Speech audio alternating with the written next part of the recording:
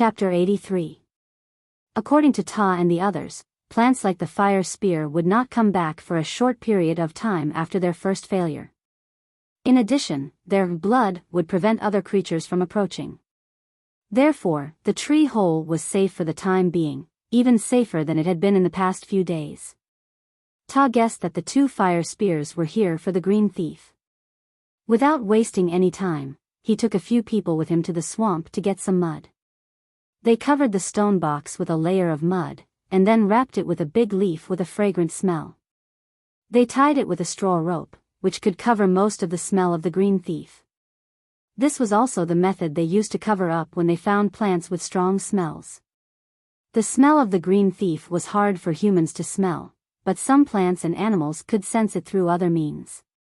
It was good to take some protective measures. Now, the people no longer underestimated Xiao Xian. Even though they still thought that setting traps was a small trick, they could not deny the benefits this method brought to them. As a result, the people's attitude towards Xiao Xian became much better.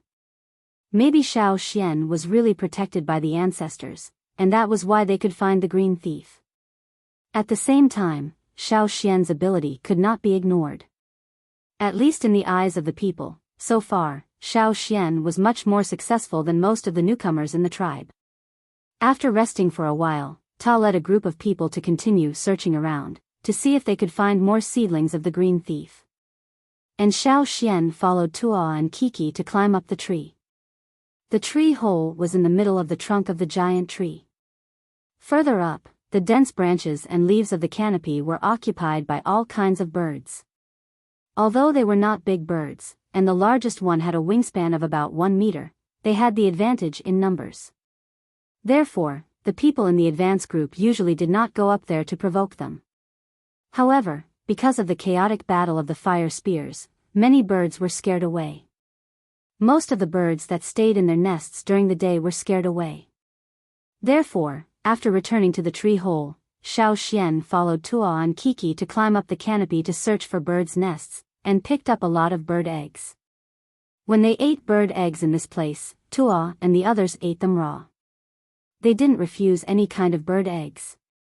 Xiao Xian took out 3 eggs from a bird's nest. Strangely, the 3 eggs looked different even though they were in the same nest.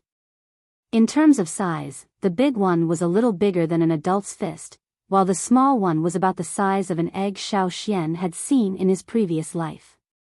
In terms of color, there were 3 eggs. One was purplish red, one had blue and white spots, and the last one was earthy yellow with some circular patterns on it. Are all of these edible? Xiao Xian asked. Kiki looked back and said, yes, I have eaten all of them. Why do the eggs in the same nest look so different? Xiao Xian asked as he carefully put the eggs into the animal skin bag filled with leaves. Maybe those birds stole it from somewhere else, Kiki said carelessly. Stolen? Xiao Xian was surprised. Of course, with their size, how could they lay such eggs? There are only so many birds in your nest, Kiki gestured with his hands. How could such a small bird lay so many fist-sized eggs at once? But those birds have long and thin claws, so it must be very convenient for them to steal eggs. All the eggs here were stolen? Xiao Xian was surprised. All of them, Kiki said with certainty. Birds of a feather really flock together. These were all egg-stealing birds. No matter what species they were, they all gathered together. They weren't afraid that the eggs in their nests would be stolen by other birds. After all, the eggs were not their own, so they didn't feel bad even if they were stolen. Thinking about it, these birds must have their own places of laying eggs, which were more hidden, or bred in other special ways. While digging out the eggs, Xiao Xian found many eggs in the nests that were pecked open. There was some leftover egg white in the eggs, and in some eggs, the larvae had already taken shape, but they were pecked until they were incomplete. These birds in the canopy stole the eggs to store as food. After filling the bag with eggs, they returned to the tree hole. Ta and the others searched for a long time, but they didn't find any more seedlings of the green thief. They might have been robbed by other creatures. Judging from the behavior of the fire spear, the green thief was indeed very popular. Fortunately, Xiao Xian's trap caught the green thief at night, and they got up early in the morning, so the green thief was not robbed. At the same time, it could be speculated that the creatures that were interested in the green thief were those that were active during the day, while the plants and animals that were active at night were not that interested in the green thief. In any case, they were lucky enough to catch the green thief and find a few seedlings of the green thief. "Boss, will the seedlings die soon after they are pulled out?" Asua looked at the green seedlings in Ta's hand and asked. Hearing Asua's words, the others also thought of the same thing. They had encountered similar situations before. After the seedlings were pulled out, no matter how careful they were or how they were covered with soil, they would die soon. The adult seedlings could not last as long as the seedlings. "It's possible. How about we eat the seedlings? It'll be a waste if we don't eat them." "Yes, yes, yes. What if we wake up tomorrow and find these seedlings dead? After all, the seedlings are not big green thieves, so they can't last long." They gathered together and discussed. If it were other plants in the past, they wouldn't be so nervous. But this was the green thief they were talking about. They hadn't encountered one for many years. The death of any seedling would be a great loss. In the end, Ta decided to eat all 6 seedlings of the green thief first. He also wanted to wait until the other team of 20 people met up, but he already felt the vitality of the seedlings in his hand was quickly draining. Ta pulled out half a leaf and ate it first. He was the strongest one here, and also the leader of the team. He planned to try it himself first. If there were no problems, he would let the others eat it. The others stared at Ta, watching him eat the small half-leaf. They didn't even want to blink, for fear of missing any details. "How is it? Boss, how do you feel?" Asua asked quickly. Ta sensed it carefully and shook his head. "I don't feel anything except that my strength has recovered a little." The others were disappointed, but even so, they still ate the seedlings. Xiao Xian got a leaf, which was more than the others, but no one complained. In terms of merit, Xiao Xian got more than all of them combined. Xiao Xian could have kept the green thief for himself if it wasn't for the rule passed down by the hunting group in the tribe, which stated that the things they hunted must be shared with everyone. Just like the last time when Xiao Xian hunted the thorn black wind, he could have kept the green thief for himself. Therefore, the others knew in their hearts that they had gained a big advantage. They also planned to help Xiao Xian hunt more food on their way back. After the sun went down, not many birds flew back to their nests.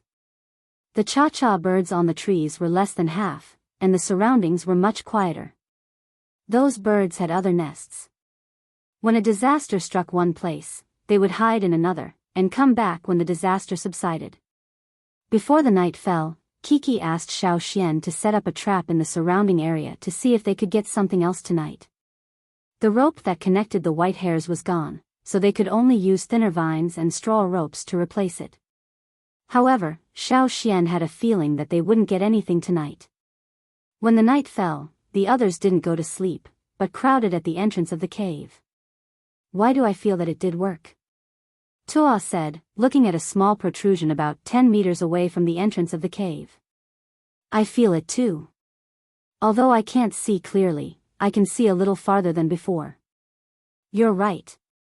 This is just a seedling. If it eats a big one, will it be able to move freely in the dark?"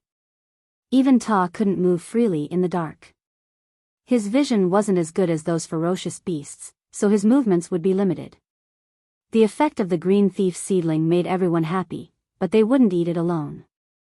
They would bring the green thief in the stone box back to the tribe and hand it over to the shaman. This made Xiao Xian admire the shaman even more. Even in the face of such great temptation, these people could still stick to their principles. This was the result of the shaman's training. It was a very quiet night. Everyone was having sweet dreams, and the night watchers were paying attention to the movements under the tree, hoping to catch more green thieves. Xiao Xian slept well that night, but he did not have any dreams. He did not dream of the flowing green. The next day, before the sun completely rose, everyone rushed down the tree to see Xiao Xian's trap. Other people who knew a little about setting traps also set some traps. However, they were disappointed today. Nothing was put on. The ground, which was covered with red liquid yesterday, was now covered with green. The knee-high grass grew up overnight. The blood of the fire spear became their nutrients. Chapter 84.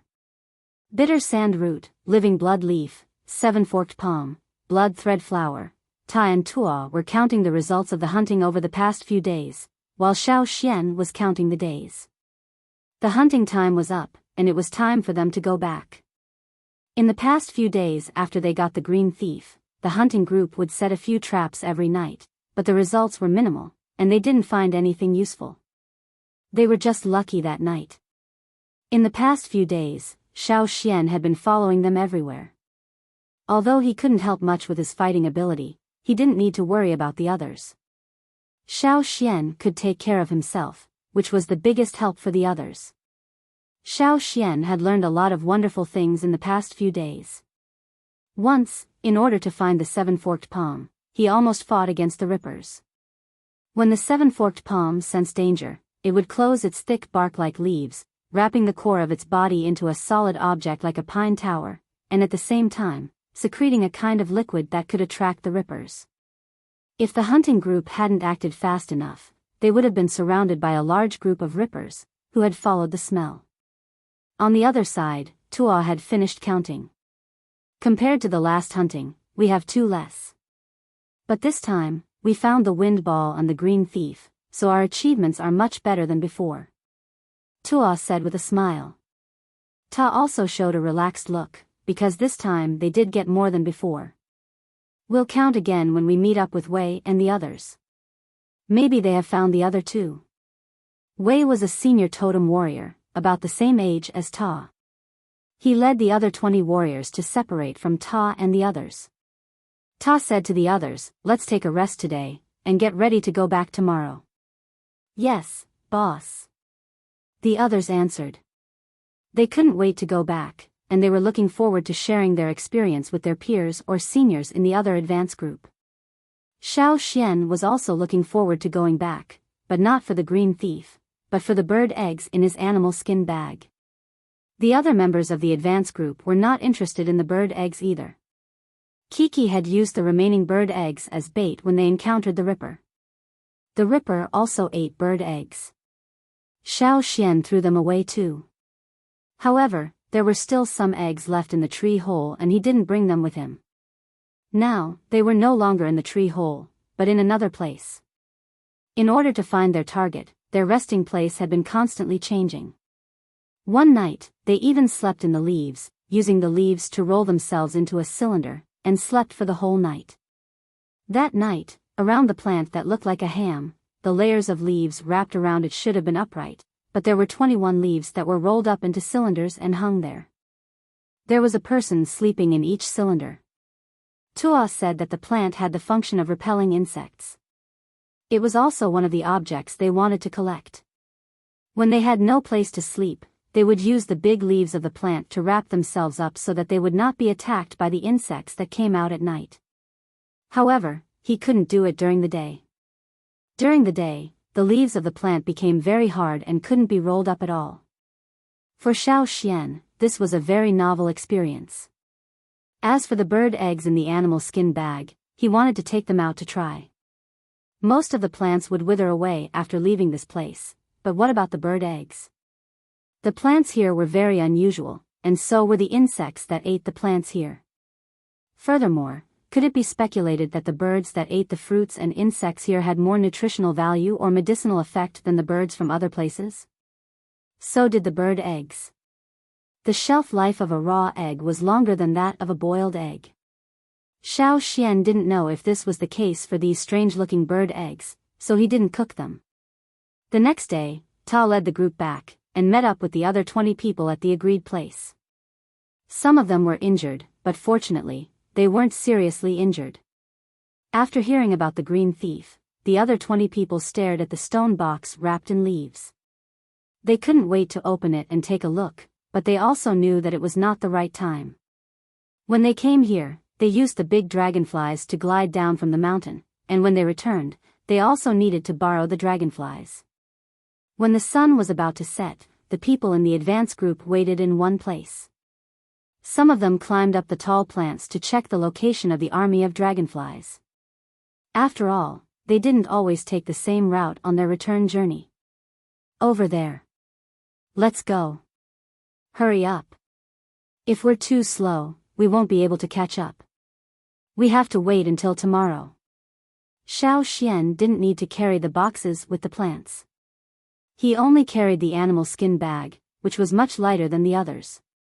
At this time, in order to catch up with the army of dragonflies, everyone was running in that direction in a hurry. Xiao Xian suddenly felt like he was rushing to catch a bus in his previous life. Tut! He quickly climbed up the tall plants, and tied a rope in his hand. When the army of dragonflies flew by, he threw the rope out and tied it around their feet. After he was pulled up, if there were still dragonflies flying in the air, he would jump onto the backs of the dragonflies below. The rope was too long, and if he hung in the air, he would be easily swept by the wings of the dragonflies. When they were about to reach the mountain, the dragonflies began to flap their wings and fly higher. The ground was getting farther and farther away, and the objects below were getting smaller and smaller. Behind them, on the green land, the tall plants closed their leaves, and the blooming flowers closed their petals. All kinds of sounds announced that the evening was coming. Be careful when you jump. Don't get hit. Ta shouted to Xiao Xian. Got it. The moment the dragonflies flew up the cliff, Xiao Xian quickly ran towards the tail of the dragonflies. He found a gap and jumped down. He inserted his stone knife into the mountain wall, and slowly slid down the mountain wall until he stood firmly on a flat ground. Move! Move! Bang! The dragonfly that Kiki was sitting on flew a little too high. When he jumped over, he hit the mountain wall and rolled a few times before he landed. Although he hit the wall, Kiki still protected the box with the herbs in his arms. When he stood up, he rubbed his back and grimaced in pain. After everyone jumped down, the army of dragonflies also climbed over the mountain, and went to the pond where they rested. Let's go. Have a good rest. We'll be busy in the next few days. Ta said. However, they were too excited to talk about the green thief that night, so they didn't sleep for long. After leaving the mountain the next day, Xiao Xian realized what Tua and the others meant when they said, "There are many things here that we can't take away." The green land could no longer be seen, and the fragrant big leaves that wrapped the green thief's stone box were withering, turning yellow, and falling to the ground. The mud wrapped around the stone box couldn't completely cover the smell of the green thief. What made everyone depressed was that many ferocious beasts seemed to be very interested in the green thief. Originally, everyone in the advance group wanted to give Xiao Xian some advice and help him hunt some food on the way back. However, they were so busy that they couldn't even talk to each other. In order to protect the green thief, everyone in the advance group fought all the way. In order to get back as soon as possible, they didn't bring any prey. The longer they stayed, the more difficult it would be for them. At first, they killed all the ferocious beasts that came to them one by one, two by two, and one by one. Robbing the green thief? No way. Die, die, die. But gradually, everyone's strategy changed. What? More ferocious beasts coming for the green thief? How many? Run! Run! Everyone in the advance group had never been so embarrassed. In the past, they could bring back some prey or some souvenirs from the ferocious beasts on their way back. But this time, they didn't have the time, and they didn't have the mood. Everyone had a strong smell of blood on them, and it was the blood of high-level ferocious beasts. They didn't have time to wipe the blood off their faces. Their hair was messy, and they looked even worse than the kids in the cave. Blood clots had already formed on their animal skins, and when they dried them, they could easily rub them off. Even at night, they were attacked from time to time. It was unbearable. They didn't get enough sleep, and they were tired all the way back. They had to fight and kill along the way. Luckily, the average strength of the advance group was strong. If it were any other hunting group, they would have lost some members here. Therefore, Xiao Xian, who could still be energetic after a nap, became an outlier among them. The others looked at Xiao Xian with a gloomy look. Xiao Xian looked at the animal skin bag. The bird eggs were still in good condition. He had put some dry leaves and hay in the bag. Since he left, only one of the eggs had been broken. According to the rules of the hunting group, except for the target, everything they got belonged to them. Therefore, no one would say anything about the bird eggs that Xiao Xian had. They weren't interested in the eggs anyway. When they were looking for the target, they had eaten a lot of bird eggs and all kinds of fruits. They hadn't eaten roasted meat for many days, so naturally, they wouldn't eat bird eggs anymore. But when they bit into the meat, they chewed it like it was their enemy. They chewed loudly, probably cursing those ferocious beasts in their dreams. Chapter 85. When the hunting groups arrived at the meeting time, the advance group would usually arrive first. They needed to pack the herbs they brought back in new wooden boxes. Because of the green thief, the advance group was in a hurry, so they arrived one day earlier. When the 40 or so warriors of the advance group finally arrived at the meeting point, exhausted, they did not have much time to rest. After cutting wood, they built a big wooden box as big as a carriage, and put all the herbs they brought back inside. Then the wooden box was sealed, tied with vines, and covered with leaves of other plants. In short, no one could see what was inside, and no insects or other things could get in. After packing the herbs, the advance group was divided into two groups. One group stayed to look after the herbs, and the other went hunting. They took turns. After all, they had to bring back some game, or else what would they eat when they returned to the tribe empty-handed? Besides, they had to bring more things with them on the path of glory, so as not to lose face.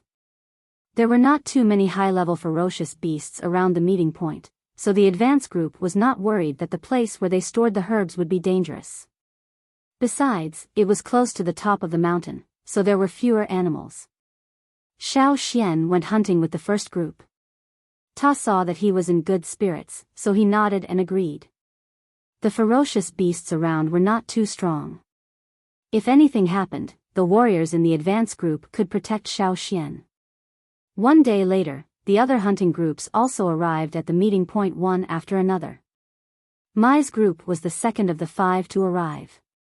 Seeing that they had a good hunting result this time, the warriors looked relaxed.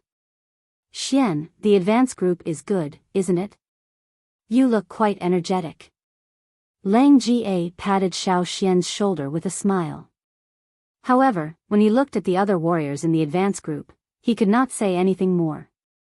Not only Lang Jie, but the other hunting groups also guessed that the advance group might have encountered some great disaster when they arrived at the meeting point and saw the condition of the warriors in the advance group. After several days of continuous traveling and fighting, they were busy packing the animals when they arrived at the gathering point. Then, they had to go down the mountain to hunt again. In order to maintain the reputation and status of the advance group, the hunting animals they chose were not low-level animals. They were busy all the way until the evening. The 40 of them split into two groups and took turns going down the mountain to hunt. They only rested for one night. However, one night was not enough for them to recover from their exhaustion and lack of energy. Their mental state was still not good. Even after a simple grooming, it could not change their sorry state. When had the advance group ever been in such a sorry state? Everyone had their own guesses. At the very least, they had never seen the advance group in such a state since they started hunting with the team. It was as if they had been brutally ravaged and tortured to such a state. As for the reason, everyone couldn't help but compare the difference between this time and the previous hunting teams. The only difference was the addition of Xiao Xian. The kids, who were still immersed in the joy of their first hunting experience and exchanging experiences with their awakened companions, were now whispering to each other and pointing at Xiao Xian. The advance group is so tired to protect Xian, but Xian is totally fine. That's right. He's a burden, isn't he? Even if he was lucky enough to be protected by the ancestors last time, he might not be so lucky every time. Anyway, it's good enough that he came back safely. Anyway, it looks like the advance group won't take him with them next time. Alas, it's better for him to stay in the hunting group like us. How old is he? He's not strong at all. He's just a junior totem warrior like us. How dare he dream of staying with the advance group? Not only these kids, but the others in the hunting group also had the same idea. Everyone in the advance group was so tired that they couldn't hide the exhaustion on their faces. It was just like how they were even more tired to protect the new warriors in this hunting mission. It must be because of Xiao Xian. The place the advance group went to was naturally more dangerous, and any small factor could lead to different results. Xiao Xian was the unstable factor in this advance group. I told you that Xian shouldn't be with them. Someone said in a low voice. It must be because of protecting that kid that the advance group is so tired. Otherwise, why didn't we see them like this before? It seems that the advance group has suffered a great loss this time. Alas, being tortured like this. Even the prey has been reduced a lot. I don't think my son is any worse than Xian. Who knows when my son will be recruited? Maybe someone in the advance group like Xian. Seeing that Xian's prey was good last time, he wants to marry his daughter to him. That's why he specially recruited Xian this time. Nonsense, the team leader doesn't have a daughter. But the others do. Hey, do you think the advance group is thinking about how to beat Xian up? That's possible. Someone said something, and that person and his teammates laughed together. But suddenly, their faces froze. Because they found that the 40 people in the advance group were all looking at them, as if they were looking at idiots. If it weren't for the fact that everyone in the advance party was too tired to move, they would have already gone over to beat him up. Xian is nothing. Have you seen the trap that kid set up? Have you seen the kid catch the green thief? Have you seen the kid make 2 fire lances fall to the ground in blood with one move? You don't even know shit. They had laughed at Xiao Xian in the beginning, but they had been slapped in the face within 2 days of entering the Green Land. Loss? If catching the wind ball and the green thief was a loss, they would rather suffer every day. As for the troubles they had encountered along the way, it was needless to say. There was a price to pay for everything. Since they had found the green thief, they had to be mentally prepared to deal with more troubles. They had been aware of this since the first day they joined the advance group. Torture. If they could find more animal skin scrolls and curly tail herbs, eat the green thief, and encounter more magical treasures, they would be willing to suffer such torture again and again. Seeing the expression on the advance group's faces, the leader of the hunting group glared at the warrior who had been joking in his group, warning him to stop talking. Except for the advance group, no one knew that it was Ta who had asked for Xiao Xian, not Xiao Xian. So naturally, they had all kinds of guesses. But some of them were smart enough to figure out that there must be some other reasons. But no matter what happened to the advance group, it was not something they could talk about casually. How dare you laugh at others when you don't have the ability? Lang Jie sneered. He looked at the few warriors who had been joking, his eyes full of disdain. Who did you say didn't have the ability? Someone stood up. We can't do anything to the advance group, but we can't do anything to you? What's wrong with that? Lang Jie was not afraid at all. Other warriors in the same hunting group stood up together with Lang Ga. They had a good impression of Xiao Xian. Whether Xiao Xian was protected by his ancestors or for other reasons, they thought that Xiao Xian was a good warrior, and that was enough for them. Seeing that the 2 hunting groups were about to fight, the team leader shouted, "Shut up, all of you." Ta glanced at the 2 groups with a cold face, and said in a deep voice, "Whoever makes noise again, don't follow us next time." The 2 groups immediately became obedient. After all, the team leader still had the quota. When Lang Jie walked back to his group's resting place, he saw Xiao Xian standing at the advance group's area and making a gesture to him. Lang Jie, who had been annoyed a moment ago, was so happy that his teeth almost fell out. Xiao Xian's gesture meant that there would be something good for him when he returned. After the whole group gathered, Ta led them back to the tribe. In the tribe, Old Ku was sitting on a stone in the training ground, with his hand on his crutch. No one knew what he was thinking. Hearing the noise, Old Ku looked up and saw Caesar running back with a stone smeared with grass juice in his mouth. After Xiao Xian left, Old Ku did not stop training Caesar. He followed Xiao Xian's training method. He had to admit that Xiao Xian's method was very useful, and Caesar's training was also very effective. He could find things that he had thrown away. To reward Caesar, Old Ku threw him a piece of meat. When he was about to say something, he saw some people rushing back to the tribe at the foot of the mountain. He also heard that the hunting group was coming back. Counting the days, the hunting group would be back in a few days. Old Ku could not sit still. After Caesar finished eating the meat, he sat on Caesar's back and gently knocked on Caesar's head. "Go back, Xian is coming back." Caesar was reluctant at first, but as soon as he heard Xiao Xian's name, he ran away immediately. Old Ku asked him to slow down, but he did not listen. The wounded had been sent back to the tribe in advance. When Old Ku returned to the tribe, there were already many people standing on both sides of the path of glory, waiting with their necks stretched. Finally, a group of people appeared in the distance. The people standing at the foot of the mountain blew the whistle to pass the message to the people waiting on the mountain. When the hunting group set foot on the path of glory, the people who had been waiting on both sides of the road for a long time were excited. This time, some of the children of some families were participating in the hunt for the first time, so those who had not gone out to hunt were all waiting below. Seeing that Xiao Xian was safe and sound, Old Ku was relieved. However, when he glanced at the people in the advance group, his heart skipped a beat. With his eyesight, he could naturally see that the people in the advance group were not in good condition. Thinking of what Xiao Xian said before leaving, "Don't worry," Old Ku touched his old heart in his chest. He felt that his heartbeat would not slow down no matter how hard he tried.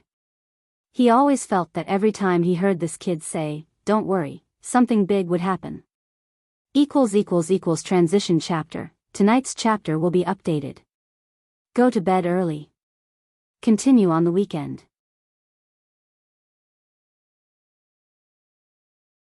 Chapter 86. Back in the tribe, after the sword cleansing ceremony, everyone in the hunting group went down the mountain. The Xiao Xian didn't have much game, so he went down the mountain with the game by himself. This time, the shaman didn't ask the Xiao Xian to stay for a chat, because all his attention was on the green thief brought back by the advance group. He didn't have time to pay attention to other things. But after the sword cleansing ceremony, the shaman told the Xiao Xian that he would find him again in a few days, and that he would send someone to pass on the message. The advance group didn't bring back as many ferocious beasts as before, and the quality of the ferocious beasts was also not as good as before. But this time, they made the biggest contribution. The green thief couldn't be told directly. Only a few people in the tribe knew about it, and those who knew about it were those who had a high position in the tribe, or those who had made great contributions. Most of the ordinary people didn't know about it.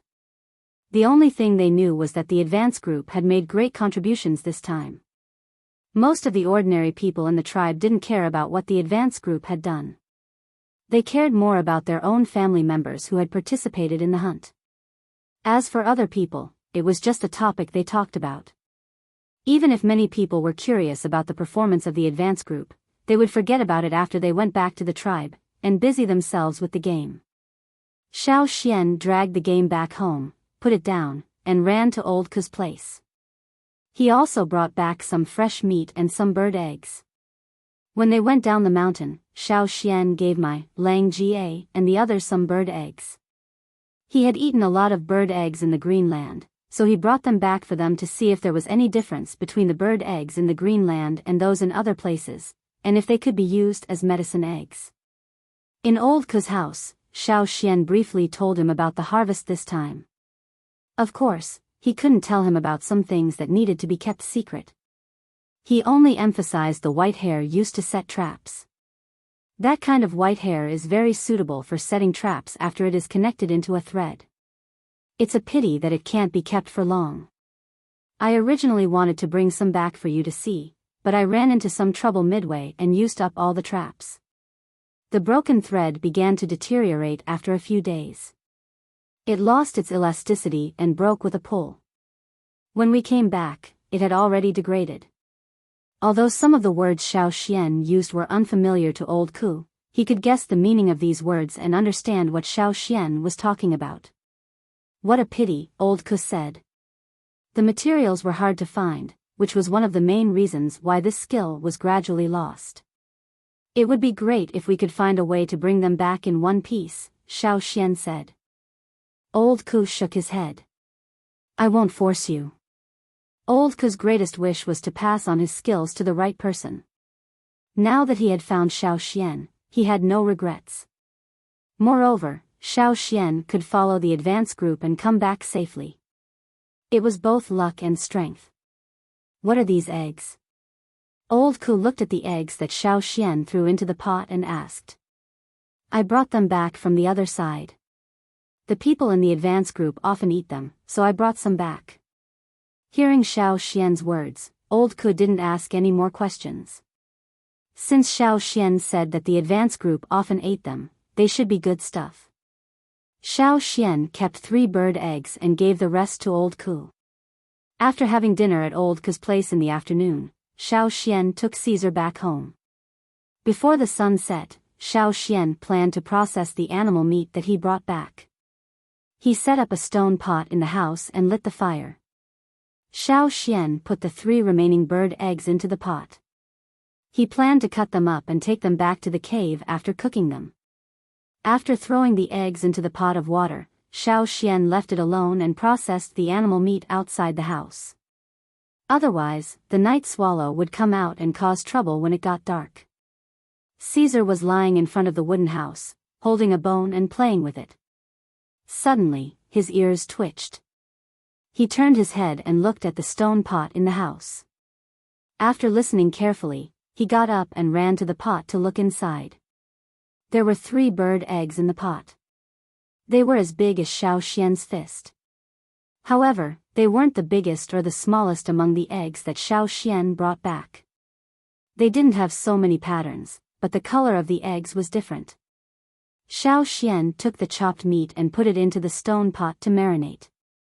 He turned his head and saw Caesar staring at the stone pot. What are you looking at? Xiao Xian walked over and glanced at the stone pot. At a glance, he saw that one of the eggs had a crack on it, and the egg was still shaking. Damn it! Xiao Xian directly put his hand into the stone pot and fished out the broken egg. He held it in his hand and looked at it. Just now, the eggshell was only cracked. Xiao Xian fished it out in time, so it didn't get wet. The crack on the egg was getting bigger and bigger, and cha-cha sounds came from inside.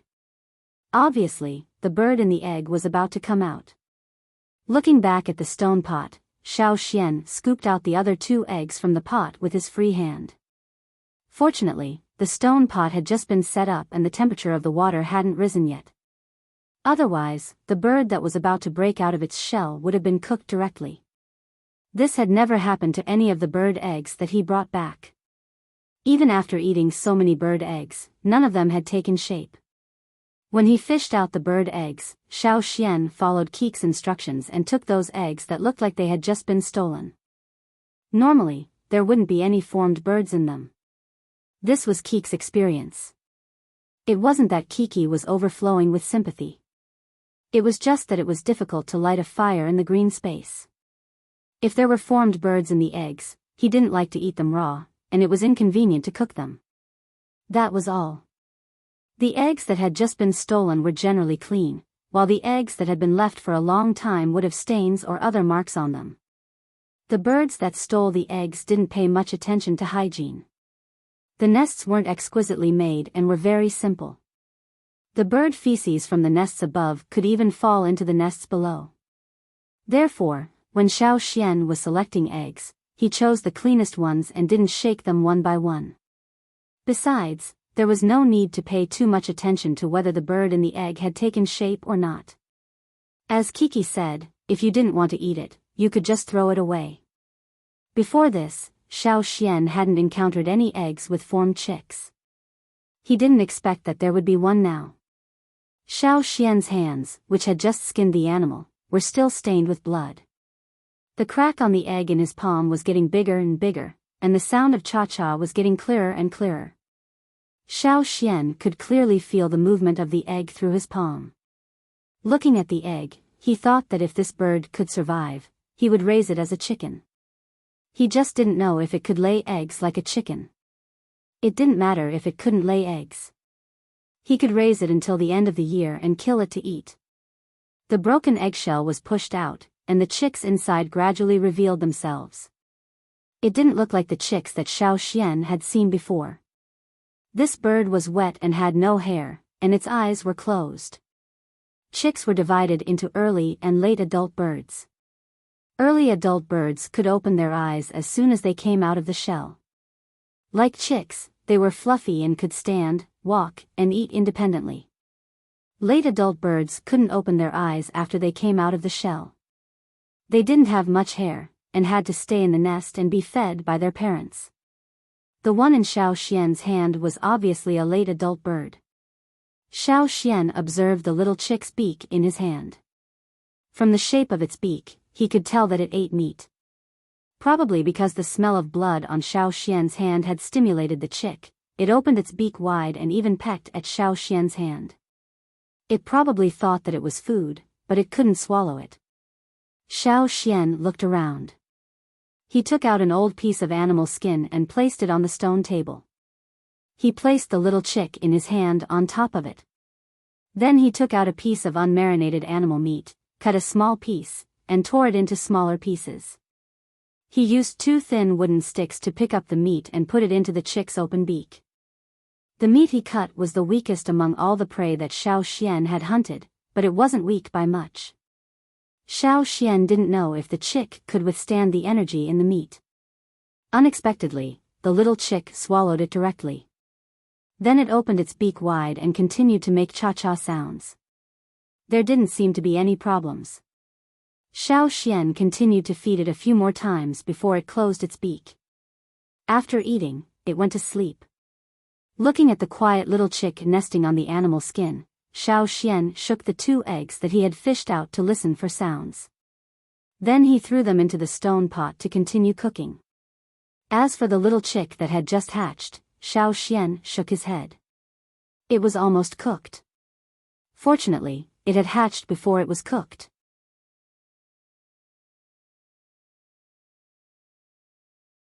Chapter 87. Xiao Xian didn't know what the bird would look like when it grew up, what its habits would be, and what its flying ability would be. Maybe it would be similar to a chicken, or maybe a bird of prey. If it was the former, it could only be used as food. If it was the latter, he could train it to be used as a falcon. Even if it couldn't hunt, it could be used as an early warning. Of course, it was too early to say. Xiao Xian didn't know the potential of this bird. If it didn't have any reason to exist, Xiao Xian didn't need to do anything. The others would kill it. After all, it wasn't Caesar. When Caesar was still young, he was marked by the shaman. Even if he didn't have the wolf nature, no one dared to have any ideas about him in the tribe. There was an ice cave in the tribe near the top of the mountain. Many people stored food that wasn't pickled there, but they had to hand over a part of it as a reward. Xiao Xian also put some meat in the ice cave. He couldn't pickle all the meat he brought back every time. Caesar didn't like pickled meat, and old Ku often ate that kind of meat. It wasn't good to eat it for a long time. Not to mention, now there was another bird. He couldn't feed them all pickled meat, right? It's so troublesome. Xiao Xian sighed. He could directly throw the little chick away, or give it to Caesar as food, but he always felt that he should try to raise it. 3 days later, the little chick opened its eyes. This was much earlier than Xiao Xian expected. He originally thought that the bird would be like many birds he had seen in his previous life, and that it would take at least 7 to 10 days to open its eyes. He didn't expect that it would only open its eyes after 3 days. It also had more feathers on its body, but it still couldn't walk. When it was hungry, it would cha-cha, open its mouth wide, as if it was afraid that people couldn't see or hear it. During these 3 days, Xiao Xian was at home making stoneware. Xiao Xian now had some basic tools, so he could finish most of the stoneware at home. Old Ku would occasionally come over to take a look. He asked Xiao Xian to rest for a few days and craft some stoneware. When he had enough, he would go to the training ground to train. Xiao Xian only needed 1 night of sleep to fully recover. In the past 3 days, he had polished a lot of stone tools. Some were used to set traps, some were used for training, and he had also polished a batch of better tools for the next hunt. He had already decided to follow Mai and the others on their next hunt. Xian! Someone shouted from outside. The 2 men who came over were Tu and Jiaba, who were currently in charge of the affairs in the cave. They carried 4 fishes over to Xiao Xian. Since Xiao Xian often brought gifts to the kids in the orphanage, the kids in the orphanage would often bring some fish they caught that day to Xiao Xian. Many people never went back after they left the orphanage. For example, Ku, who was in charge of the orphanage before Xiao Xian, never went back. However, the other kids who awakened at the same time as Xiao Xian did go back a few times. Whether they wanted to go back to show off their hunting results or for other reasons, at least they did not directly cut off contact with the kids in the orphanage. Of course, this was all because Xiao Xian brought a series of changes to the kids' lives after he took over the management of the orphanage in the orphanage. No matter what happened to the other kids after they left the orphanage, Xiao Xian would always bring some food to the kids in the orphanage every time he came back from a hunt. After all, he had enough food for himself, so it was not a big deal to share some with the kids. The kids in the orphanage were also grateful to Xiao Xian. Because of Xiao Xian, their lives had changed a lot, and they were now much healthier. Xiao Xian did not refuse their kindness. It was rare for the 2 of them to bring the fish over. Although the fish could not provide much energy for Xiao Xian now, it could still improve his appetite. Every time Jiaba and Tu came over, their eyes were filled with envy. It was really good to become a totem warrior. They could have their own cabin, hunt for more food, and grow faster. Xiao Xian was not as tall as them in the orphanage, but it had not been long since he awakened, and he was already taller than Jiaba, who was the biggest kid in the orphanage. Don't be jealous. Maybe it will be your turn next year. Xiao Xian carried a small piece of marinated animal meat to them. As usual, everyone in the orphanage can only eat a little bit. Don't eat too much, or you will die. Every time Xiao Xian gave them the meat of the lowest level. They could not bear the meat of the higher level, and there was not much of it. If there was too much meat, they would not be able to absorb it. In the past, Mai and Lang Jie also gave Xiao Xian some lower-level meat jerky. As for the meat jerky of the 4-fanged wild boar or the thorn black wind, the kids in the orphanage could not even touch it. In the past, Xiao Xian did not know about this. But after he learned about the relationship between the 2, he strictly controlled the meat and the amount of meat he sent to the orphanage. After Jiaba and Tu left, Xiao Xian carried a fish over. After killing it, he tore off some meat and put it in front of the little chick. The little chick opened its beak wide just now, but after the meat was put in front of it, it closed its beak tightly. Now it was the animal meat, and it continued to open its beak and swallow. You are so fucking picky. Xiao Xian cursed. Holding the fish, Xiao Xian looked at Caesar, who was lying on the side. Looking at Xiao Xian's eyes, and then looking at the fish in Xiao Xian's hands, Caesar turned its head to one side, refusing to look at Xiao Xian or the fish in Xiao Xian's hands. Fuck, you are all picky. Originally, he wanted to feed the little chick with the fish, but now it seemed that the fish was disliked by the 2 of them. On the 7th day, Xiao Xian had almost finished preparing the tools. He planned to go to the training ground with old Ku. After thinking for a while, Xiao Xian decided to take the little chick with him. Otherwise, who knew what the little chick would do? The little chick grew very quickly, changing its appearance every day. Xiao Xian guessed that it was because this place was special, so the birds grew quickly. Its vitality was also tenacious. Xiao Xian had no experience in raising birds, so he wasn't that careful, but the chick grew healthily. It just ate a lot every day, and not long after it slept, it would start chirping cha-cha. Now, the little chick often didn't stay in its nest. If Xiao Xian wasn't paying attention, it would jump out of the grass nest that Xiao Xian made for it, then crawl around the table. If it found Caesar lying beside the table, it would immediately roll down and land on the wolf's back. Caesar was so angry that he bared his teeth. There were a few times when he almost died under the wolf's claws. Fortunately, Caesar was obedient. He knew that Xiao Xian didn't want him to hurt the chick, so he endured it. Otherwise, he would have already eaten it as a snack. Xiao Xian felt that not only was the chick tenacious, but it was also very bold. After only a few days, it dared to directly peck Caesar's wolf nose. Although it was still a chick, its pecking strength was quite strong. Xiao Xian already had many pecking marks on the wooden stick that he used to pick meat for it. It wasn't afraid when it landed on the wolf's back. It continued to peck, and a few of Caesar's wolf fur were plucked. He didn't know if it was really bold, or if there was something wrong with its brain. It was sent flying by Caesar's kick a few times, but nothing happened. It would continue to cause trouble next time. The little chick was too noisy. It chirped cha-cha all day long. Xiao Xian directly named it Cha-Cha. On the 10th day, the brown fur on Cha-Cha's body grew denser and thicker. It could even stand up and walk, but if it walked too fast, it would fall to the ground. It wasn't very stable. Xiao Xian did what he did a few days ago. He took Cha-Cha and Caesar to find old Ku first. Then, they went to the training ground together. When Xiao Xian was training, old Ku watched from a distance. Cha-Cha also watched. The old man recently especially liked to play with the chick with a stone worm. Cha-Cha didn't eat stone worms, but it liked to peck at them for fun. Old Ku used a branch to hold a stone worm and shook it in front of it. Cha-Cha would stretch its neck and lift its weak wings a little. It would enter battle mode and then rush up to peck. Not long after, the stone worm held by old Ku was pecked to pieces. Xiao Xian came to take a rest after breaking a round of trap bombing. When he saw the pecked stone worm held by old Ku, he smiled and said, "It's too aggressive. I guess it's a fighter jet.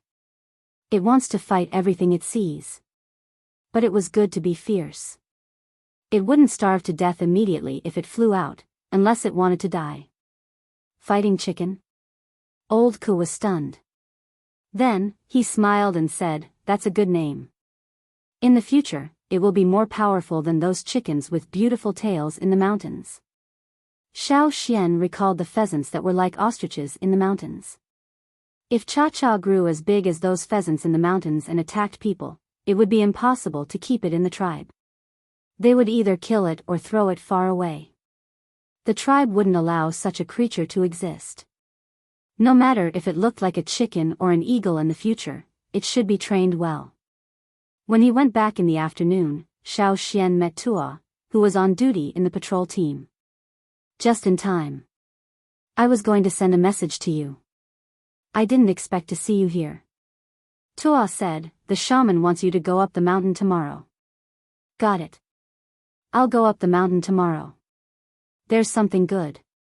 Tua whispered, and gave Xiao Xian a, look. The so-called something good was probably about the green thief. Xiao Xian understood. He thanked Tua and left. On his way back, Xiao Xian opened the animal skin bag and looked at the bird that seemed to be dozing. He wondered if he should take it up the mountain tomorrow.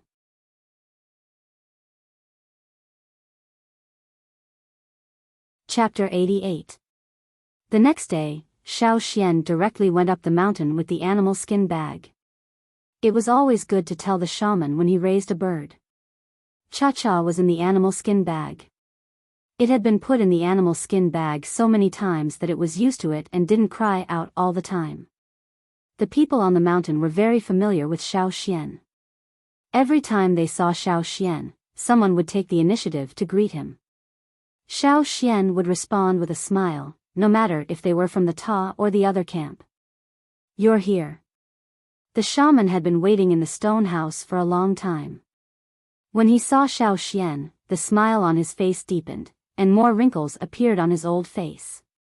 However, not everyone could be treated like this by the shaman.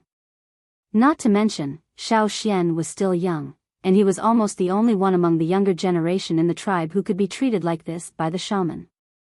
Without saying anything, Xiao Xian directly walked in and sat on the straw mat. Cha-Cha. When Xiao Xian sat down, Cha-Cha, who was in the animal skin bag, made a sound.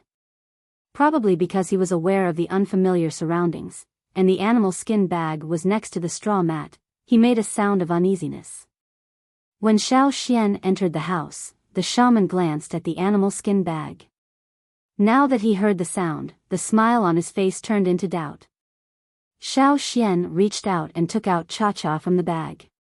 Compared to 10 days ago when it was just hatched, now Xiao Xian couldn't even wrap it with one hand.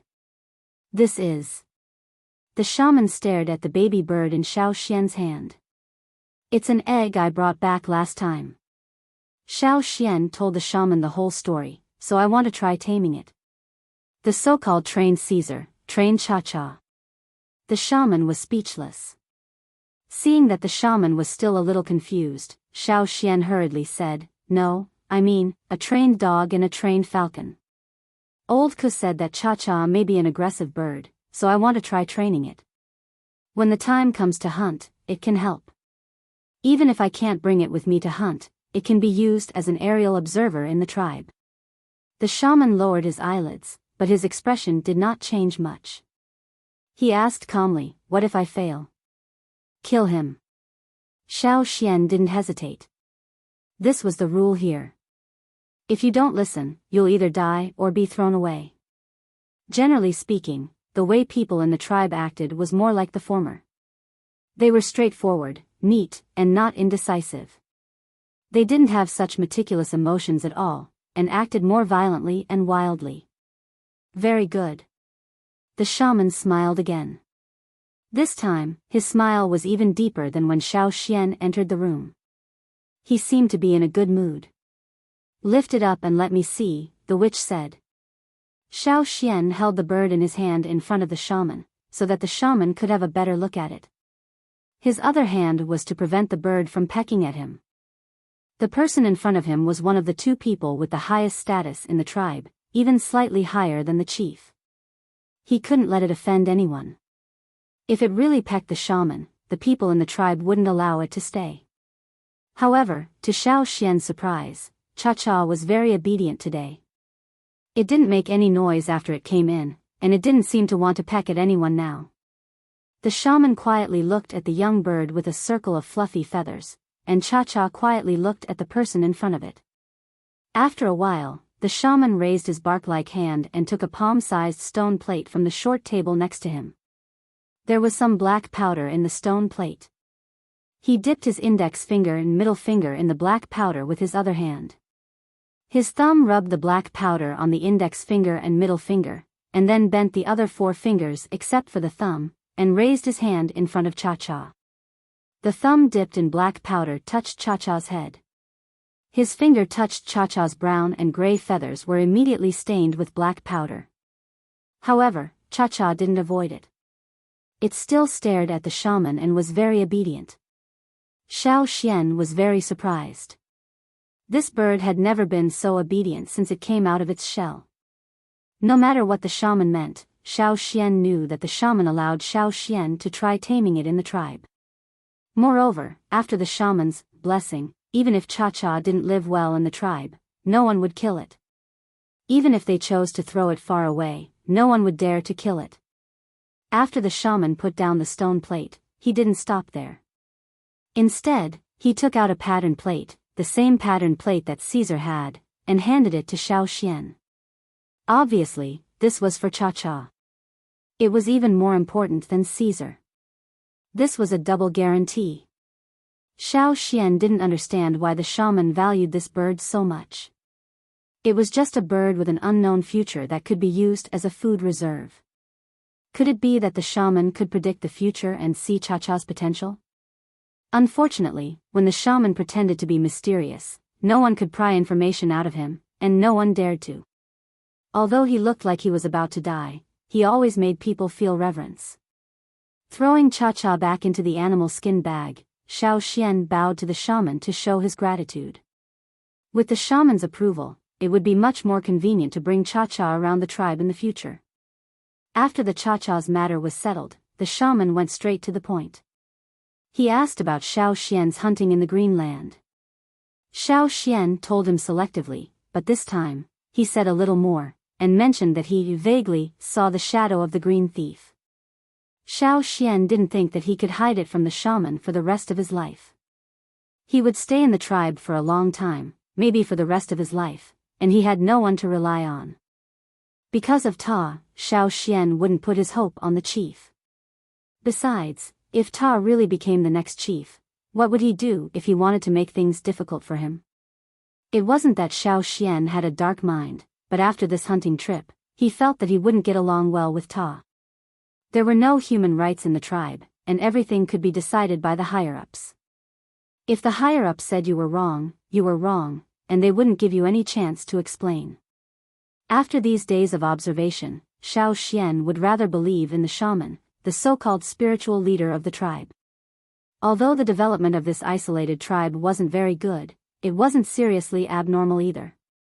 This was all thanks to the efforts of generations of shamans, and he believed that the next shaman wouldn't be bad either. He told the shaman more and more, so that he could gradually make the shaman more confident. After quietly listening to Xiao Xian's story, the shaman didn't ask much, but handed Xiao Xian 2 medicine bags with a kind face. One is for recuperation, and the other is mixed with the green thief. Drink both of them as soon as possible, especially the green thief. Don't keep it for too long. After carefully putting the 2 medicine bags away, Xiao Xian heard the shaman ask again, "Who are you going to follow in the next hunting trip?" "I was just about to tell you that I want to follow Uncle Mai and the others in the next hunting trip," Xiao Xian said. After Ta came back, he didn't kick Xiao Xian out of the advance group.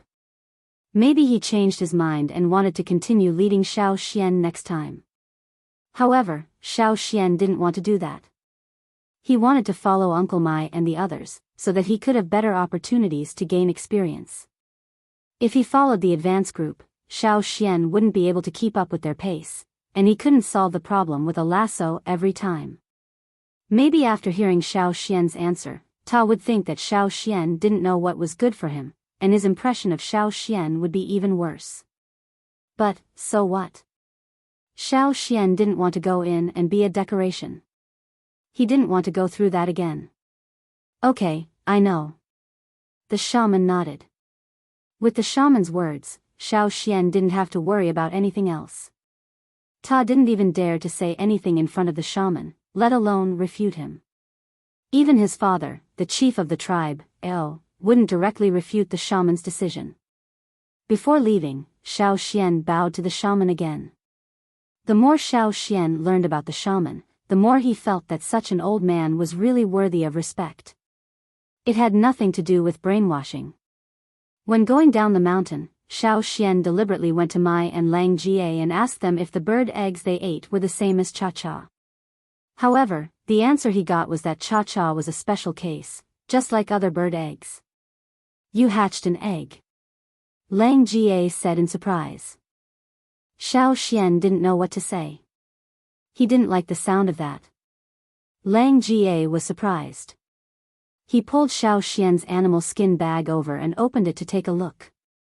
He even reached his hand in to take out the Cha-Cha to have a closer look. This bird was blessed by the shaman. Lang Ga's hand was pecked hard as soon as he put it in.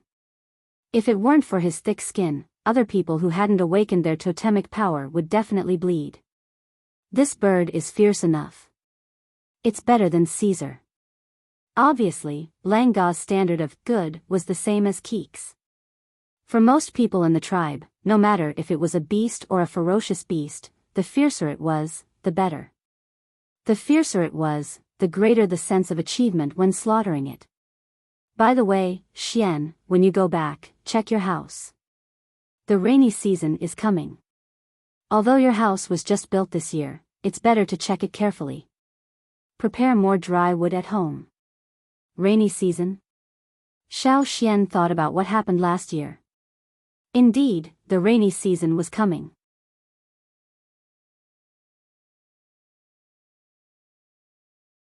Chapter 89. It was raining cats and dogs. The raindrops were densely packed, hitting the ground rapidly. The sound of muddy water splashing could be heard everywhere. The leaves rustled as they were hit by the rain, and the sound made people wonder if the raindrops would pierce through the leaves. In the curtain of rain, a figure flashed through the forest. A stone needle as thin as a toothpick pierced through the curtain of rain and pierced through the dense branches at an extremely fast speed. With a tut sound, it pierced into a short wooden stake as thick as an arm hanging there. At this time, there were many similar stone needles piercing the wooden stake from different angles, making it look like a hedgehog. There were many such wooden stakes hanging nearby. Some were in the grass, some were hidden in the bushes, and some were hanging on the trees. Whoosh, after a quick dragging sound, the wooden stakes in different places moved faster. At the same time, more stone needles flew out. Tut, tut, tut. On the grass, in the bushes, in the air. Everywhere, there were more stone needles on the stumps. The pitter-patter of raindrops hitting the ground did not cause the stone needles to deviate at all. Whoosh. The figure in the rain turned over, jumped over the branches in front of him, and landed steadily.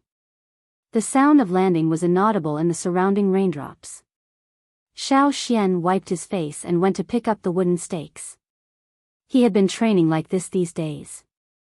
At first, he practiced spearhead darts, then he practiced thinner stone thorns, and now he was practicing stone needles that were thinner than stone thorns.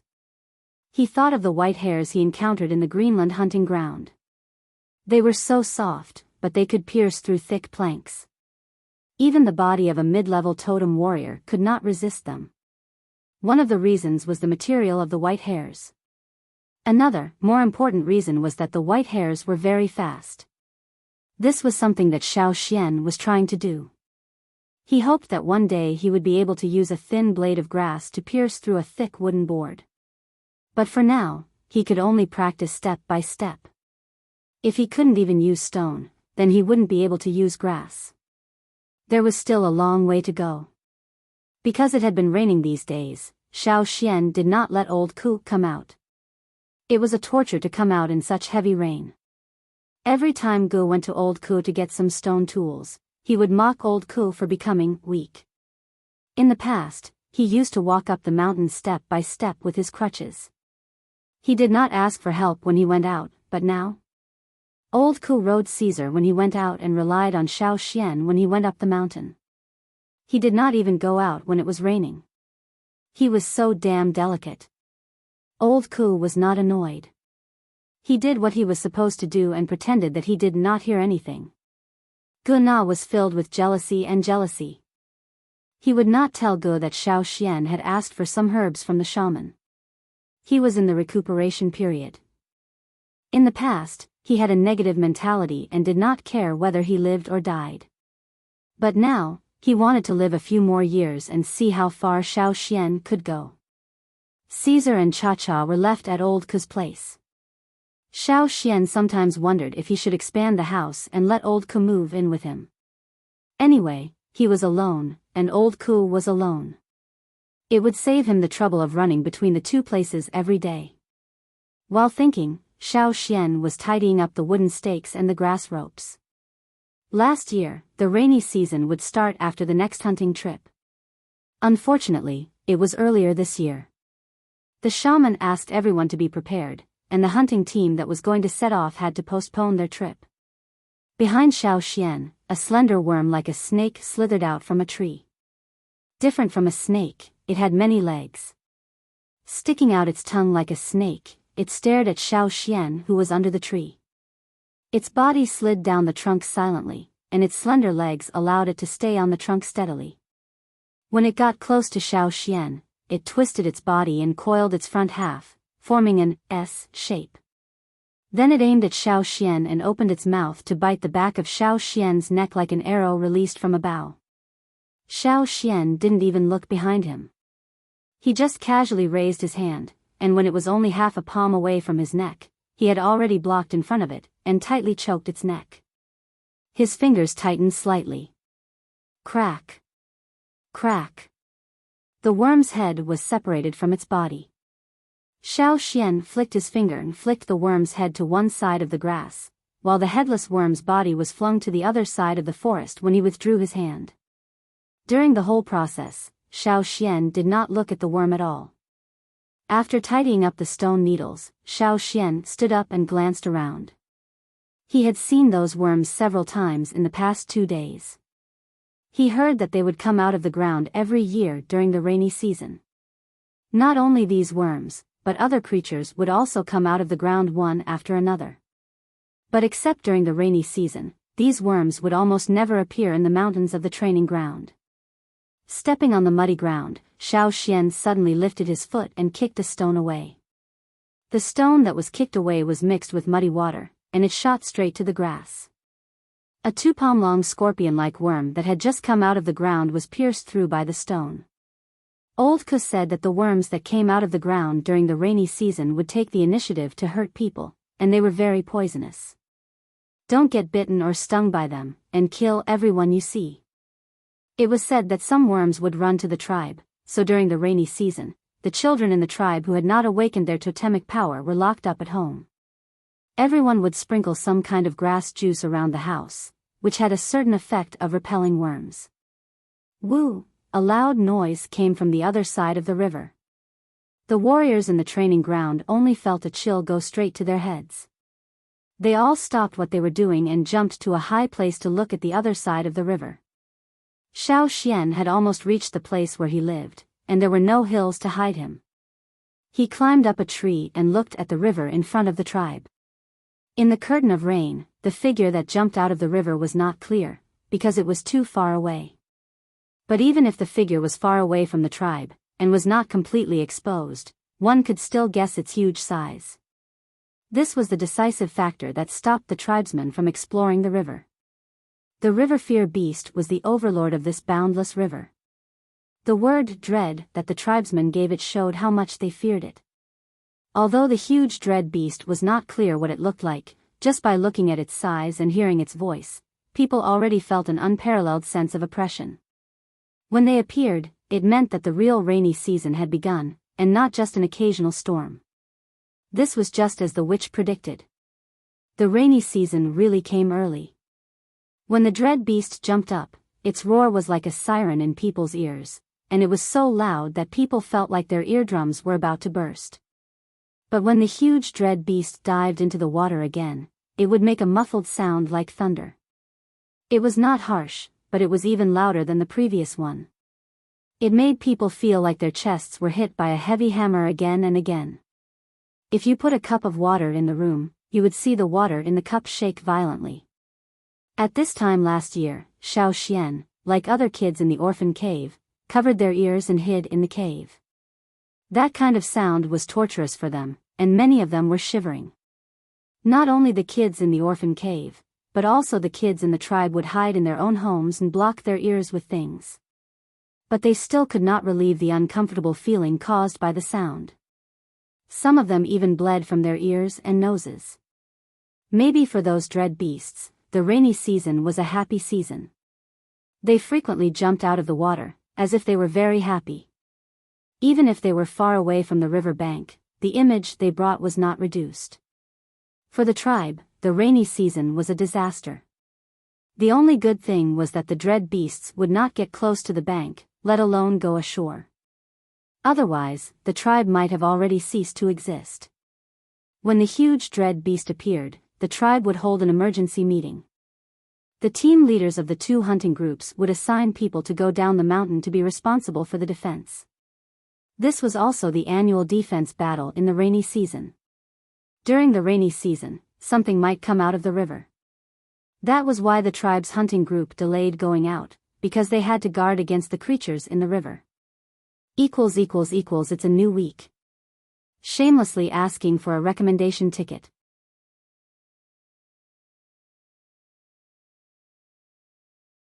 Chapter 90. Not long after Xiao Xian returned home, Lang Jie came to inform him about the patrol.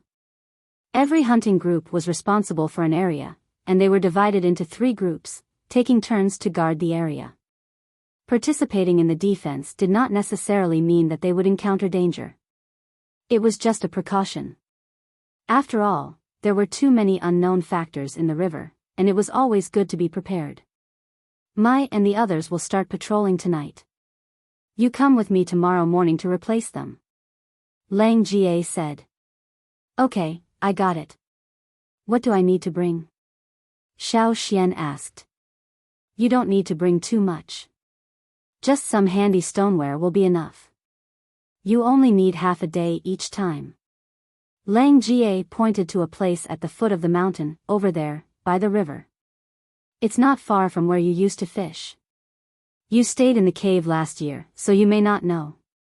When the rainy season comes, the river level will rise a lot.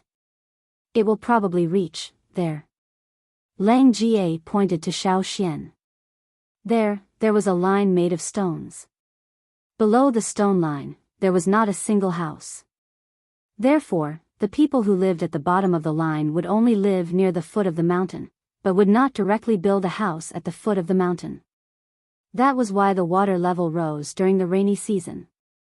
The people who had temporarily camped near the river for fishing had all evacuated.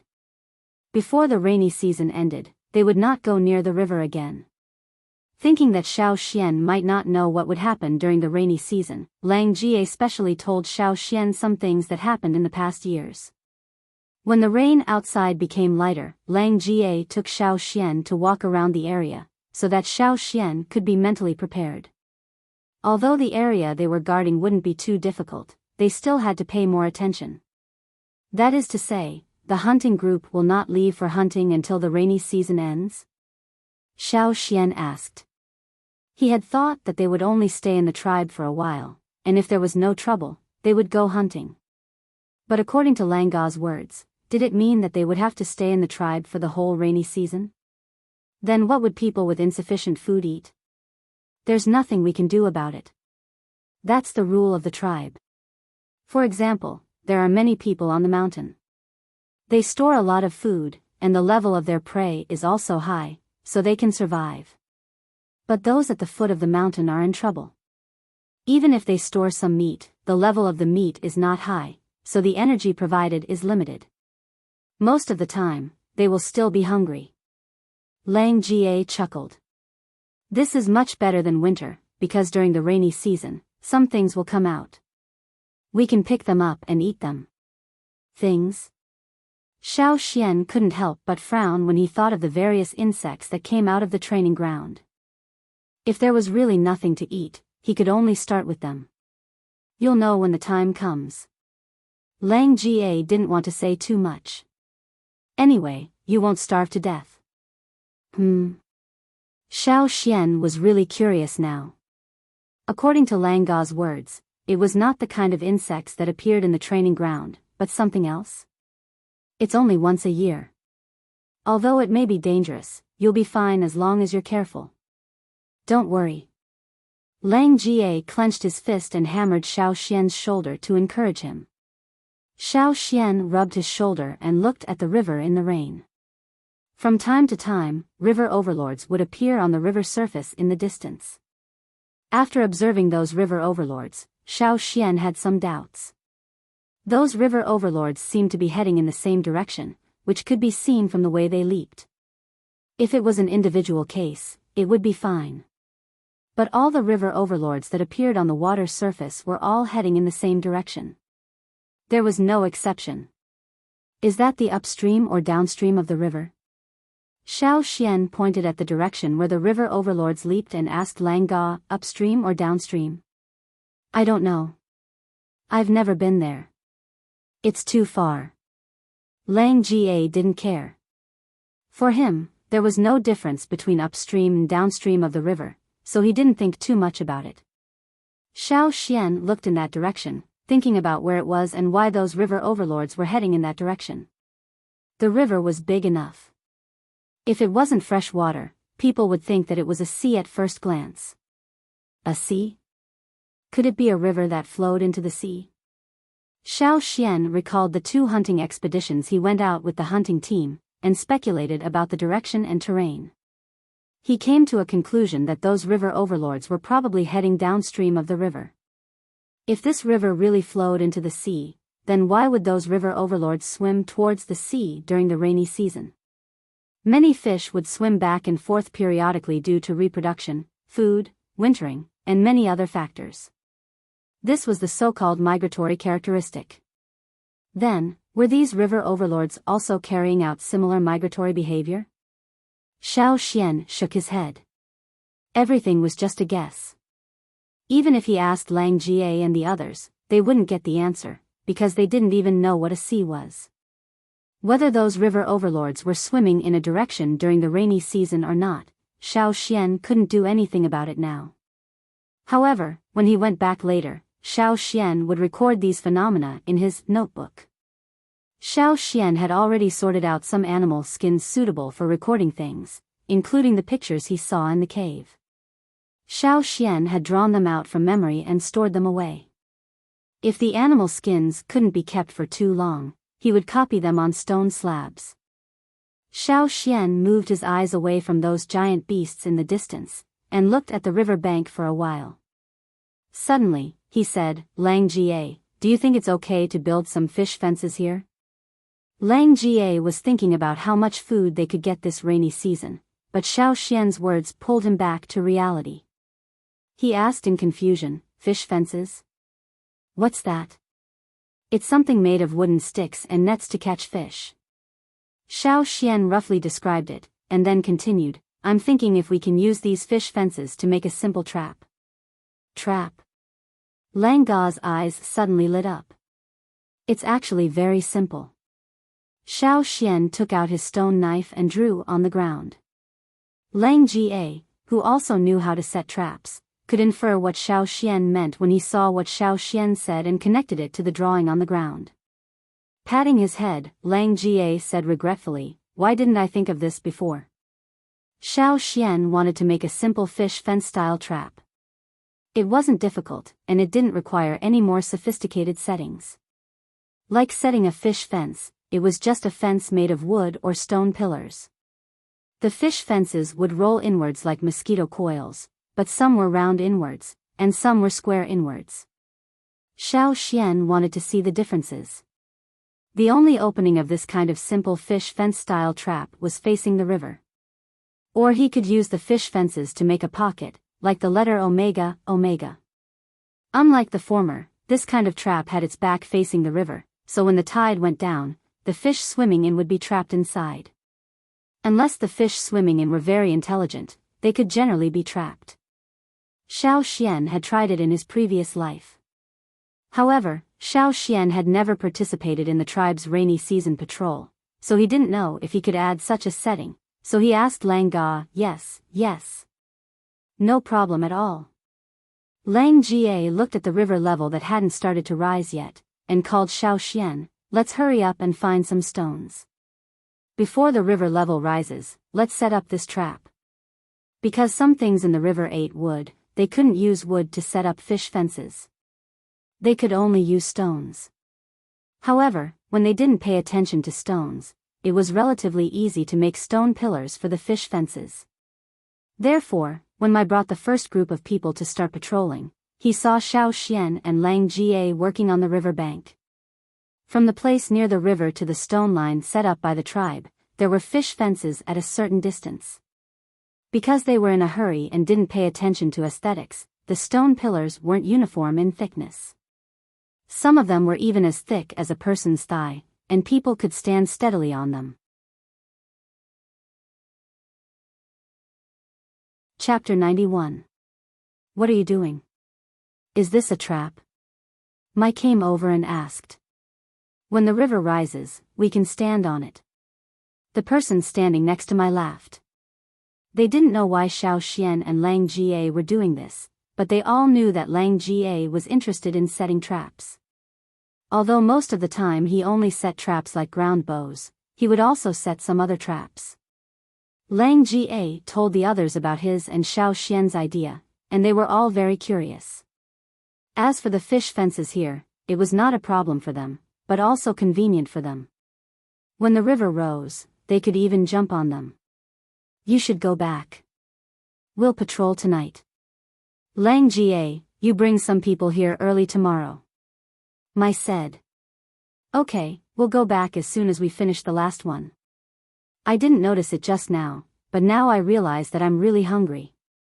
Lang Jie touched his belly and looked at his work, very satisfied. Xiao Xian, who had finished his last fish fence, found that the people who came with Mai had brought not only their own stone tools and animal skin bags with food, but also a straw net.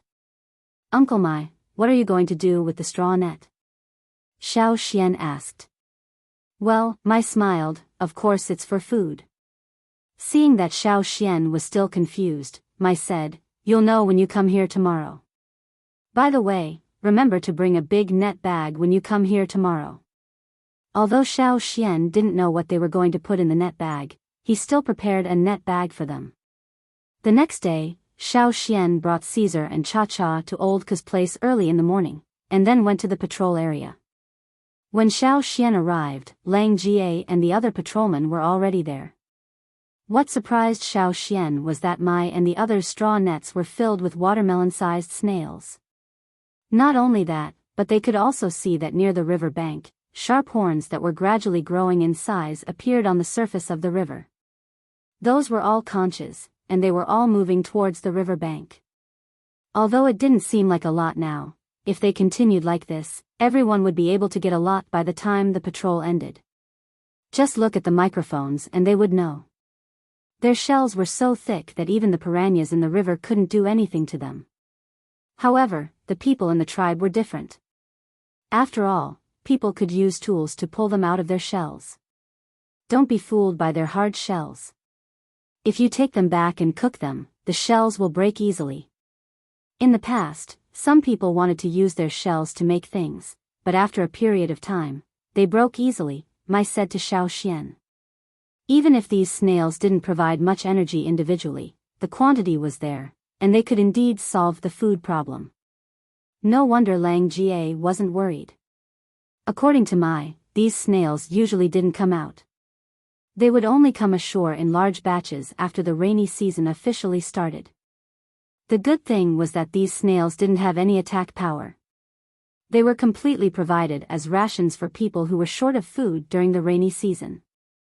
They didn't know if there were any parasites, but judging from the people in the tribe who had been eating these snails for so many years, there shouldn't be any problem. Since the people who changed shifts had arrived, Mai and the others didn't stay for long. After a night of rain, they hurried back to eat something and sleep.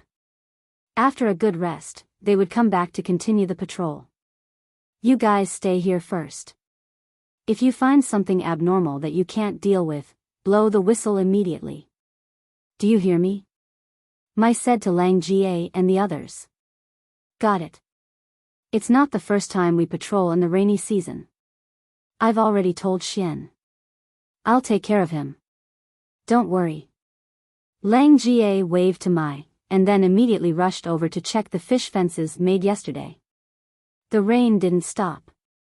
At most, it would only rain a little. The river level had risen a lot compared to yesterday.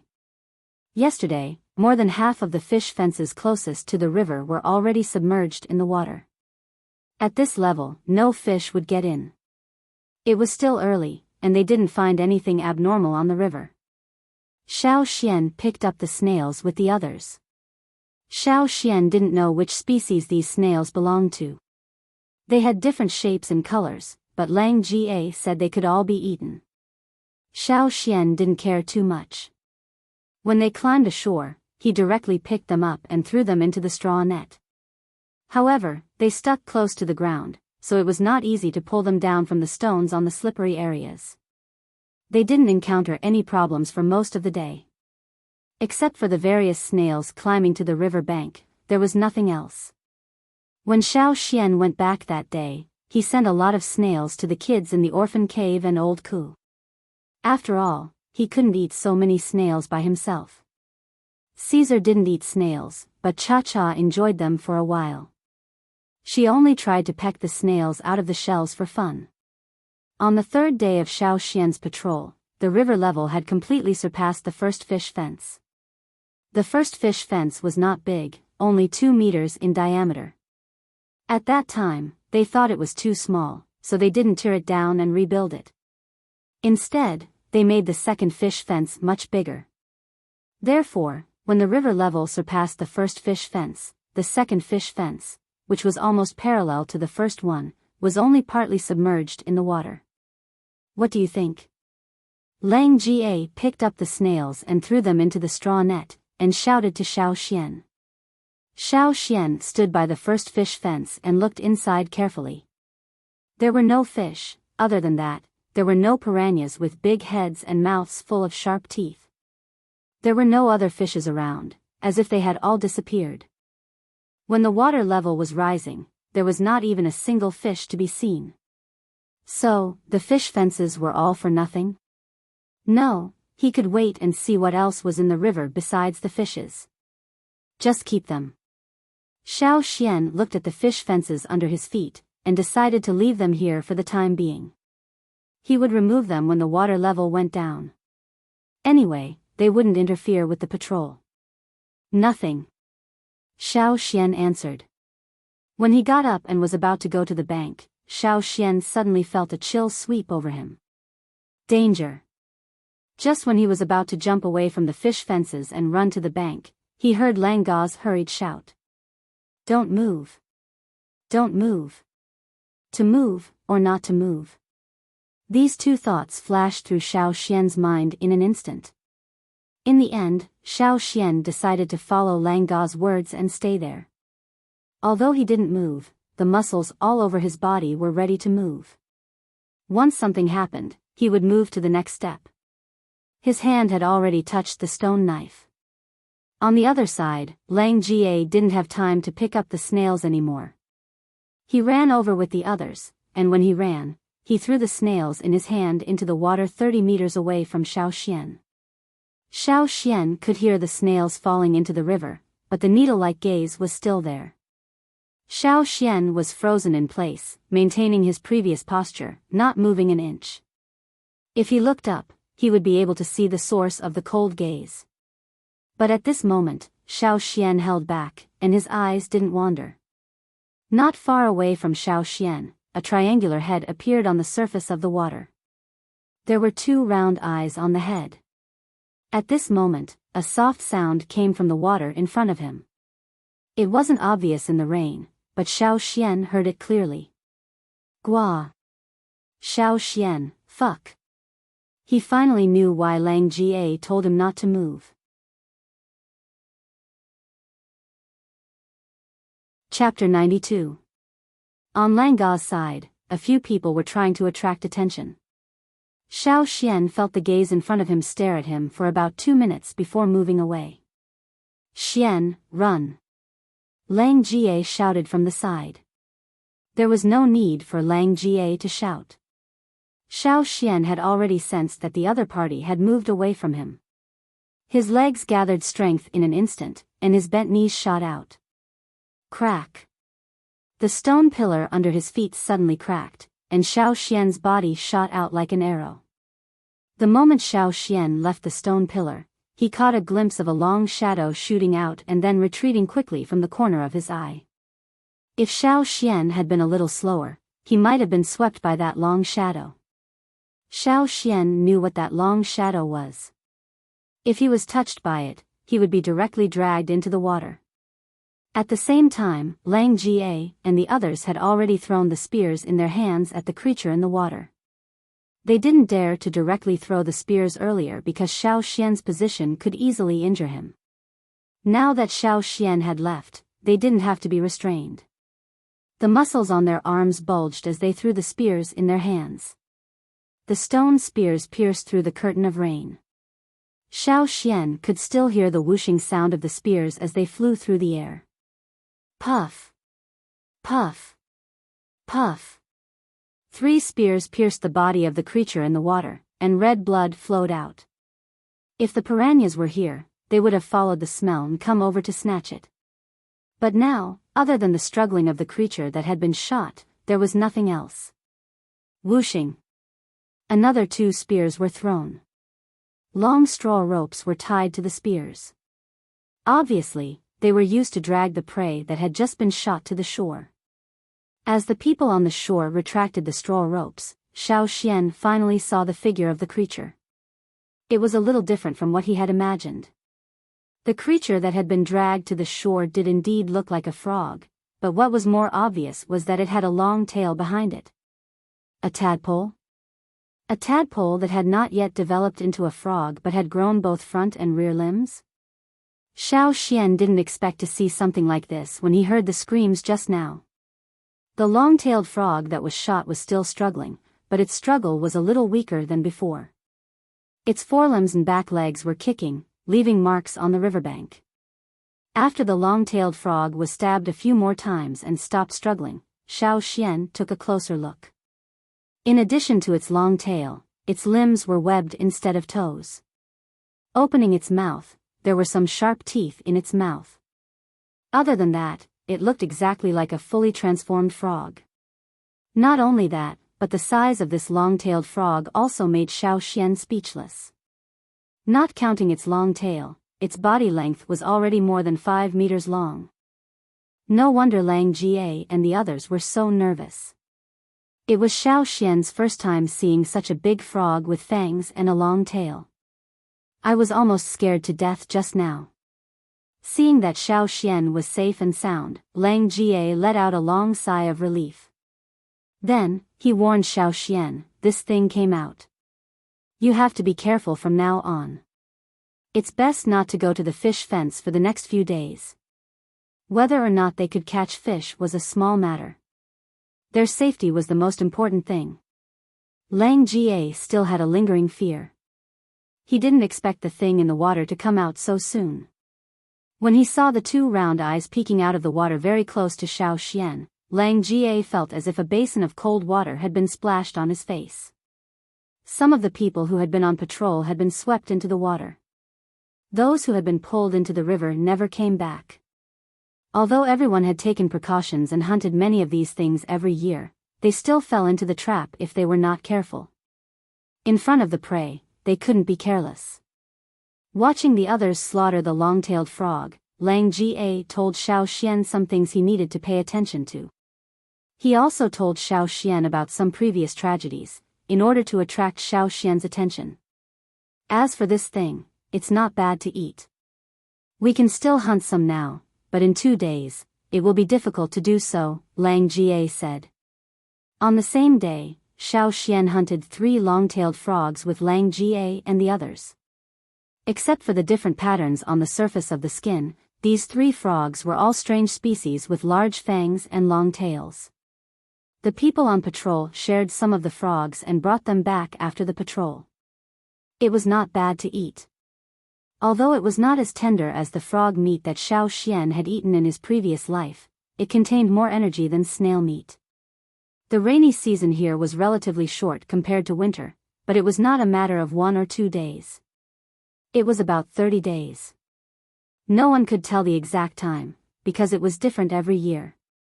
2 days later, because of the incessant rain, the river level rose a lot. Xiao Xian thought that at this rate, it would take less than 10 days to cross the stone line, but the others didn't seem worried at all.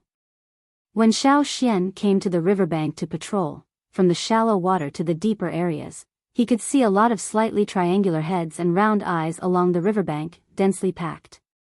No wonder Lang Jie said that it was difficult to hunt. There were so many long-tailed frogs. Before you could pull the frogs ashore, the straw rope would be pulled into the river by them. Sometimes, when he had nothing to do, Lang Jie would stuff mud into the shell of a snail and then throw it over, watching the long-tailed frogs shoot out their long tongues to snatch the food. Like the frogs that Xiao Xian knew, the long-tailed frogs also caught moving things. Many times, the snails thrown over were swept away by their long tongues before they fell into the water. Those long-tailed frogs never went ashore. At most, they would lie down in the shallow water, showing their triangular heads and a pair of round eyes. They also rarely croaked, unlike Xiao Xian's imagination. Occasionally, he would hear a small and short gua sound. As the river level rose, every day when Xiao Xian went over, the patrol would retreat. Because of the existence of the long-tailed frogs, they had to keep a safe distance from the river. Until one day, when Xiao Xian came to the riverbank, he found that the long-tailed frogs lying near the riverbank had all disappeared, and the river level, which had risen to the 7th fish fence, had begun to recede. The rainy season was not over. Lang Jie told Xiao Xian that this was only the first time the river level had receded in the rainy season, and there would be a few more times of receding. After the first receding, all the long-tailed frogs would disappear, and there would be no need to worry about them appearing again. At the same time, Xiao Xian also noticed that when the river level receded, the river flow, which had gradually become obvious because of the rising water during the rainy season, had changed. Now, the river did not flow in the direction where the river overlord swam, but upstream, as Xiao Xian guessed. The change in the river flow, and the disappearance of the long-tailed frogs overnight, all told Xiao Xian that something had happened upstream. According to Lang Jie, the river level would recede several times during the rainy season, and every time the river level receded, the river flow would change. Every year during the rainy season, there were many things that they did not know about. Because of these strange phenomena, the people in the tribe felt that this boundless river was even more mysterious. They were not willing to explore it, and did not dare to explore it. When the river level receded for the first time, Xiao Xian saw the wood-eating insect in the 7th fish fence. The 7th fish fence was set up by Xiao Xian. He put a few pieces of wood in the fence, but he did not expect that the river level would recede, and the wood-eating insect would be trapped inside temporarily. The wood-eating insect was like a mass of thick mucus. When it smelled the existence of wood, it would stick to the wood, or directly grow, and then pull the wood down. However, Xiao Xian found that there were many trees in the flooded areas, and those trees were not eaten much. If a small piece of wood was thrown into the river, it would be pulled down after more than an hour. Normally, it would not take more than 2 minutes for the floating wood to disappear. Obviously, the wood-eating insect's activities were also very abnormal during the rainy season. Therefore, Xiao Xian would put a piece of wood in the water every day when he was patrolling, to see how long it would take for it to be pulled down. A thin straw rope was tied to the wood, and the other end of the rope was tied to the stone pillar, so that it would not float away. After returning, Xiao Xian would record the results of the day in his secret notebook. This rainy season only lasted for 27 days, which was a few days shorter than last year. This was a normal phenomenon. According to the old warriors, the longest rainy season they had experienced was 40 days, but the shortest rainy season was no less than 25 days. When the rain stopped, the lingering dark clouds in the sky dispersed, and the long-awaited sun shone on the land once again. Everyone in the tribe felt as sunny as the weather. The children who had been cooped up in the house for nearly 30 days ran out happily, and ran around barefoot, laughing loudly. The children in the cave also began to prepare things. The rainy season was over, and they could continue to fish. For the time being, they did not have to worry about being dazed by the roars from the river. Why was it temporary? Because the river monsters that had stopped roaring would appear again after a while, and roar again. Xian, let's go back. Lang Jie and the others had already packed up and were ready to leave. I'll go back right away. You guys go first. Xiao Xian responded. After the rainy season, as long as they did not go into the water, they would not be in danger, so Lang Jie was not worried. After Lang Jie and the others left, Xiao Xian took out a wooden boat from the animal skin bag. This was a simple sailboat he made in the last few days of patrolling, with the wood and some small stone nails he stored in the house every day after returning home. The sail was only made of the leaves of a kind of plant, and the planks were also ordinary wood. The hull of the sailboat was only 2 palms long. The wind blew from the river bank to the river. Xiao Xian put the simple sailboat on the river, and with a little force from his fingers, the hull was pushed away. It swayed and was blown away by the wind, away from the shoal of the river bank, to the place where the boundary could not be seen. The green on the boat was particularly conspicuous. There were a lot of piranhas in the river. These big-headed, low-IQ guys that had disappeared for a rainy season began to be active again, even more active than before the rainy season. Throwing a small piece of bloody meat into the river could cause them to fight for a long time, and they were very energetic. The good thing was that they were not interested in wood, and the wood-eating insects in the river that were interested in wood seemed to have disappeared. Standing by the river and watching for a while, Xiao Xian carried his things and left. When he went up the mountain, he looked back at the river, and could see the little dot below Yangguang gradually drifting away. Well, that's it for tonight. I'll continue tomorrow. Good night, everyone.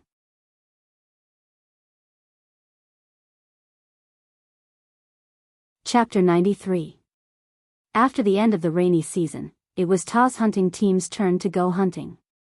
This time, Xiao Xian followed Mai's hunting team to the mountaintop. When they gathered to sing the hunting song, Ta did not say anything when he saw Xiao Xian. He just looked a little unhappy, but he did not dare to show it. It seemed that the shaman had talked to him, so he did not dare to say anything. Even if he had any thoughts, he had to keep them to himself. If he showed it, it would be disrespectful to the shaman. Ta also held his breath. He thought that even without Xiao Xian, they could still get more plants. Even if they needed to set traps, could no one in the advance group know how to do that? Did the ancestors only protect Xiao Xian, but not the elites in the tribe? He did not believe it. The other hunting team members also looked at Xiao Xian with curiosity, especially the young warriors. When they looked at Xiao Xian, they were obviously gloating. Their eyes seemed to say, "See, I told you. That guy will definitely be kicked out of the advance group."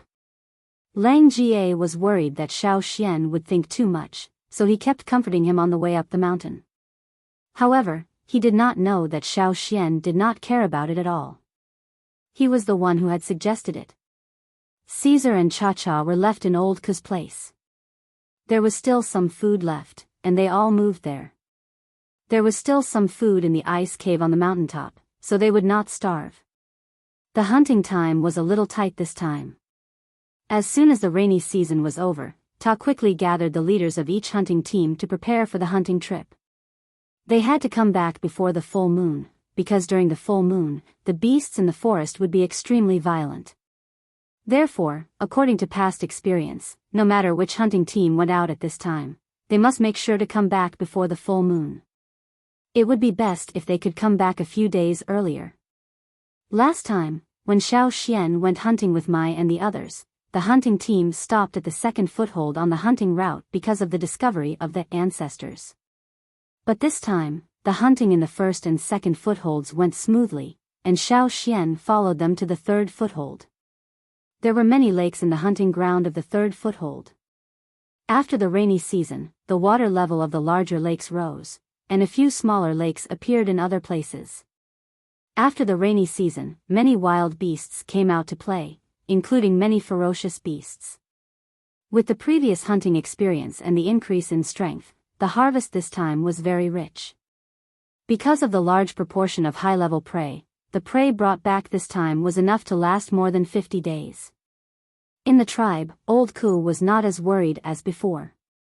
After thinking about it, Old Ku concluded that Xiao Xian did not say, "Don't worry," before setting off. And that was the truth. This hunting went very smoothly, and Xiao Xian also let go of his responsibilities, assisting, killing, setting traps, and so on. He was no longer a walk-on. Xiao Xian was very satisfied with the fruitful hunting. The only difference from the previous hunting trips was that as the moon became rounder and rounder at night, the forest at night seemed to be covered with a layer of hazy silver light, and the view was not so dark. But at the same time, the wild beasts and ferocious beasts at night were obviously becoming more and more violent. No matter day or night, they could hear all kinds of wild beasts and ferocious beasts roaring more frequently than before. 20 days later, the hunting team returned to the tribe. In the last few days, because of the frequent attacks of the wild beasts, many people in each hunting group had been injured. Fortunately, they had been prepared for this. Although many people were injured, only 3 people were seriously injured.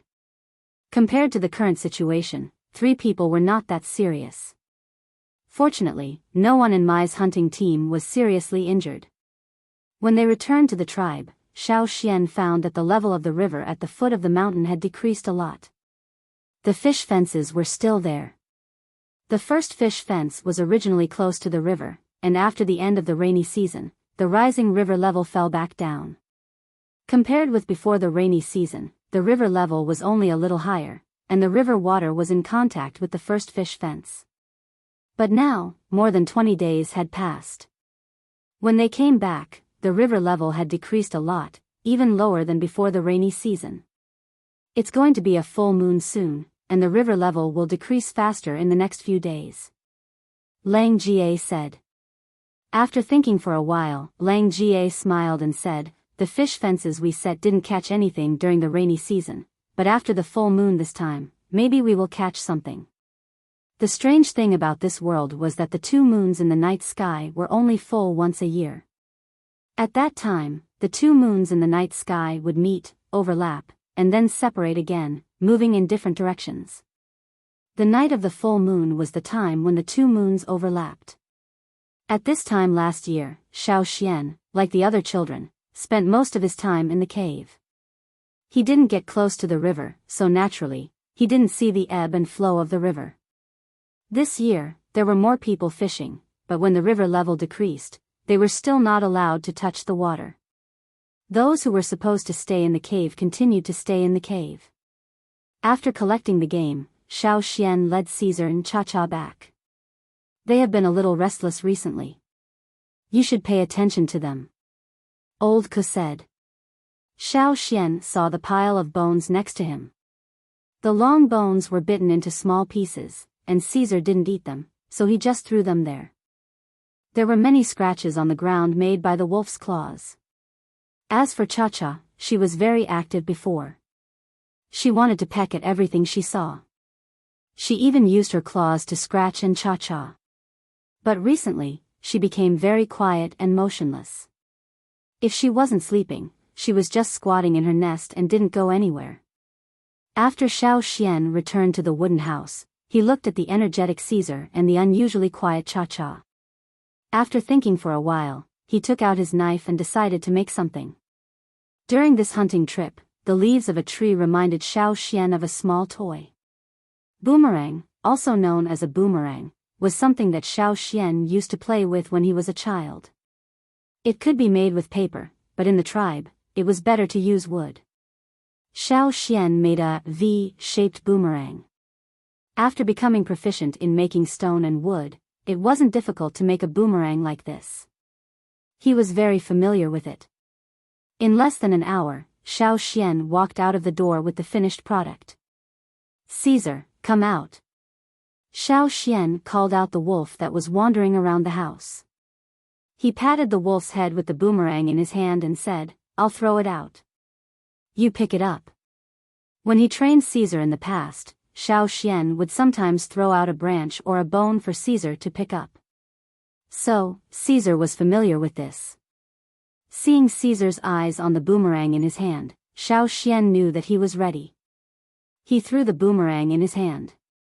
The boomerang that was thrown out quickly flew away. But soon, it flew in an arc to the left. After a big circle, it flew back to Xiao Xian. Caesar, who had been chasing after the boomerang, was very puzzled. He didn't understand why the boomerang would come back by itself. When Xiao Xian threw it out again, he ran after it again. What? Tua and Kiki, who came to find Xiao Xian, were very surprised to see a piece of wood thrown out by Xiao Xian. The piece of wood made a big circle in the air and came back to Xiao Xian. What is this? Tuo came over and asked curiously. They had gained a lot in this hunting trip.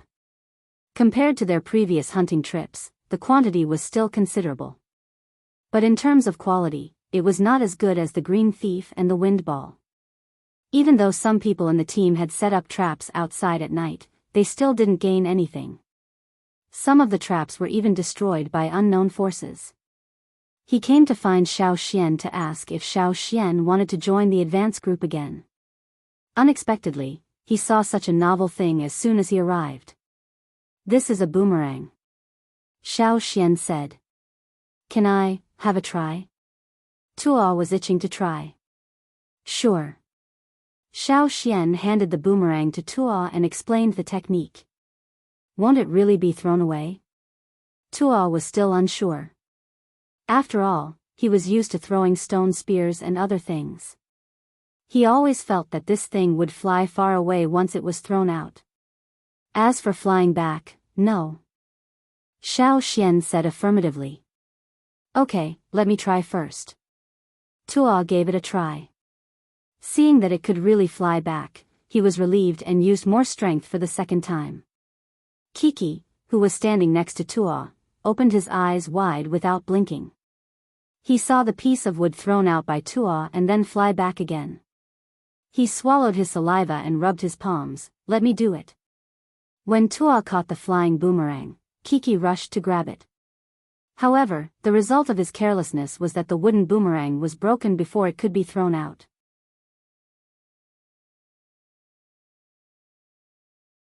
Chapter 94. Kiki was beaten up by Tuo and dragged away. Before they left, Tuo and Kiki asked Xiao Xian to make 2 boomerangs for them without hesitation. Boomerangs were said to be invented by some aborigines. But here, boomerangs were not very helpful for hunting. Thinking of the ferocious beasts in the forest, they knew that boomerangs could not harm them at all. However, they could also be used to drive away birds and beasts, or as bait to attract the attention of ferocious beasts. Before Tuo left, he asked Xiao Xian whether he would join the advance group again. Xiao Xian did not give a clear answer, he only said that he would think about it when he was more powerful. Tuo and Kiki's coming here might not have been ordered by Ta, but Ta must have known about it, and he did not stop them. No matter what Ta thought, Xiao Xian did not plan to join the advance group again. He felt more comfortable in Mai's hunting group. Because of Xiao Xian's previous achievements, the shaman would give him the herbs he needed.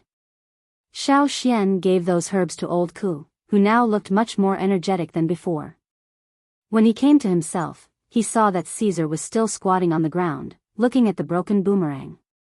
Xiao Xian walked over and picked up the broken boomerang. He threw it into the house and made a fire later. He patted Caesar's head to comfort him, and said, "I'll make you a new one tomorrow." Probably because of the exercise during the day, Caesar's vigorous energy had decreased a lot. At night, Caesar was a little quieter. Xiao Xian stood at the door, looking at the night sky. The 2 moons, which were almost full, had met. According to the old warriors, the river level would drop faster when the 2 moons met. The change was obvious. The next day, when Xiao Xian came to the river, he saw that the river level had dropped a lot compared to yesterday. The river was also rushing downstream, as if something was sucking it downstream. This indeed confirmed the old warriors' words. They said that when the moon was full, the river would disappear. After the river level dropped, a lot of sand was exposed. Things could be seen moving in the sand.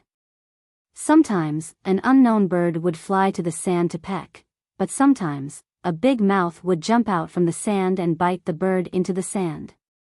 Even if there was only sand left, it was still dangerous. No wonder the tribe didn't allow people to get close to that area. Not to mention the fact that the sand could easily sink in, just the creatures hiding in the sand were enough to scare everyone. In the next few days, the 2 moons overlapped more and more, and the river flowed faster and faster. Now, standing next to the first fish fence, there was nothing but sand in front of their eyes. However, because the river level was falling, they could see the bottom of the river. In addition to the sand, there were also some strange-looking aquatic plants. Some were like corals, and some were like ordinary aquatic plants, but they could move on their own. Less than 10 meters from the first fish fence, there was a steep slope. More than 100 meters away, the river was very deep. It even made people feel like they were in a bottomless abyss. A river that allowed the river overlords to live freely must not be an ordinary river. It was just that they didn't know how deep the river was. Before the river disappeared, Xiao Xian would throw a piece of wood into the river and watch the wood flow downstream. Until it was out of their sight, none of the wood would sink. Obviously, some creatures that ate wood were still not in the river. As the time of the 2 moons was getting closer and closer, not only Caesar and Cha-Cha's symptoms were getting more and more obvious, but the night swallow creatures were also getting more and more rampant. Other people couldn't hear the night swallow's sound, but Xiao Xian could. He could hear the night swallow creatures' excitement from their sounds. This bloodthirsty excitement made them overcome their fear of fire. Even if someone walked around at night with a torch, they would be attacked by the night swallow creatures. Many night swallow creatures were burned to death by the fire. However, the night swallow creatures only had eyes for their targets. Caesar would howl like the wolves in the forest these days. Last year, Caesar's symptoms were not as obvious as now, probably because he was still young, so he didn't howl. However, this year was different. At first, the patrolling warriors thought that wolves had entered the tribe, but when they came, they found out that it was Caesar. After all, Caesar didn't howl like that in the tribe before. Cha-Cha now nestled in its nest every day and didn't go anywhere, as if it felt that there was danger outside. If it wasn't for its increasing appetite, Xiao Xian would have thought that it was sick. As for the river at the foot of the mountain, the most intuitive feeling was that the river had gone far away, as if there had never been a river at the foot of the mountain. It had really disappeared, leaving behind only an abyss filled with mud and sand. Looking up, looking into the distance, there was nothing. There was no river, no other shore, and it was impossible to see where the border was. If it wasn't for the old warrior's warning, Xiao Xian would also have a psychological fear of the unknown because of such a strange phenomenon. On the day when the 2 moons completely overlapped, the night was as bright as day. After the 2 moons overlapped, it was as if the 2 moons had merged into one, becoming much bigger. The full moon in the night sky was like a huge pale eyeball overlooking everything on the ground. That night, Night Swallow danced wildly above the abyss where the river had disappeared, but it didn't fly back into the tribe. On the top of the mountain, the shaman stood beside the fire pit, chanting something. In the fire pit, there was originally a small flame, but now it had filled the entire fire pit. The high flame made the top of the mountain look like a torch, which also reduced the people's fear of such a phenomenon. The tribe was terrifyingly quiet. Except for the shaman on the top of the mountain, no one was standing outside. Xiao Xian had already been told to stay in the house for the night. Caesar was howling in the house, and Cha-Cha was curled up in its nest, wishing that it could bury its head in its wings. Even in the house, they could hear the vague roars of beasts from far away in the forest. It wasn't until the next day when the moon disappeared and the sun appeared that everyone came out again. Everyone's face showed a sense of relief. Although the full moon night didn't cause any substantial harm to them, there was an indescribable sense of fear. Only when they saw the flame on the top of the mountain through the crack of the window, did they feel relieved. Now, after the full moon night, everyone seemed to be alive again. On the second night when the 2 moons overlapped, although the moon still looked like one, it was not as big as last night. If you looked carefully, you could see some changes. The 2 moons were separating. When night fell, Xiao Xian felt that the ground under his feet was shaking, and the shaking was getting stronger and stronger. He had already learned more from old Ku, so he wasn't worried. He remembered that at this time last year in the cave, he thought there would be an earthquake. When he ran out of the cave, he was thrown back into the cave and laughed at by the other children. In the second half of the night, Xiao Xian was awakened by the shaking of the ground again. At the same time, there was a rumbling sound, like thousands of horses galloping. Just by listening to the sound, one could feel the momentum. The humidity in the air was increasing, and there was more and more water vapor. The wind was blowing fiercely outside the house. The gravel was lifted up and hit the wooden wall with a crackling sound. Xiao Xian even suspected that the wall of the wooden house would be penetrated by the gravel. The rumbling sound was getting louder and louder. The rumbling sound was accompanied by the violent shaking of the ground under his feet, and the humid water vapor in the air. Obviously, just as the old warriors said, the falling river that disappeared was rising again. A moment later. Woo! The ear-piercing shriek was extremely clear amidst the rumbling of the surroundings. After the shriek that sounded like a steam whistle, it was followed by the familiar muffled sound of thunder that covered the previous rumbling. It was like the declaration of a king, and all noise was under his command. And this was also like a signal to return. The creatures that disappeared during the rainy season all came back with the river. The rumbling sound gradually faded away, but the voices of the kings of the river were heard all night. It was believed that this night, many people in the tribe couldn't sleep, just like Xiao Xian.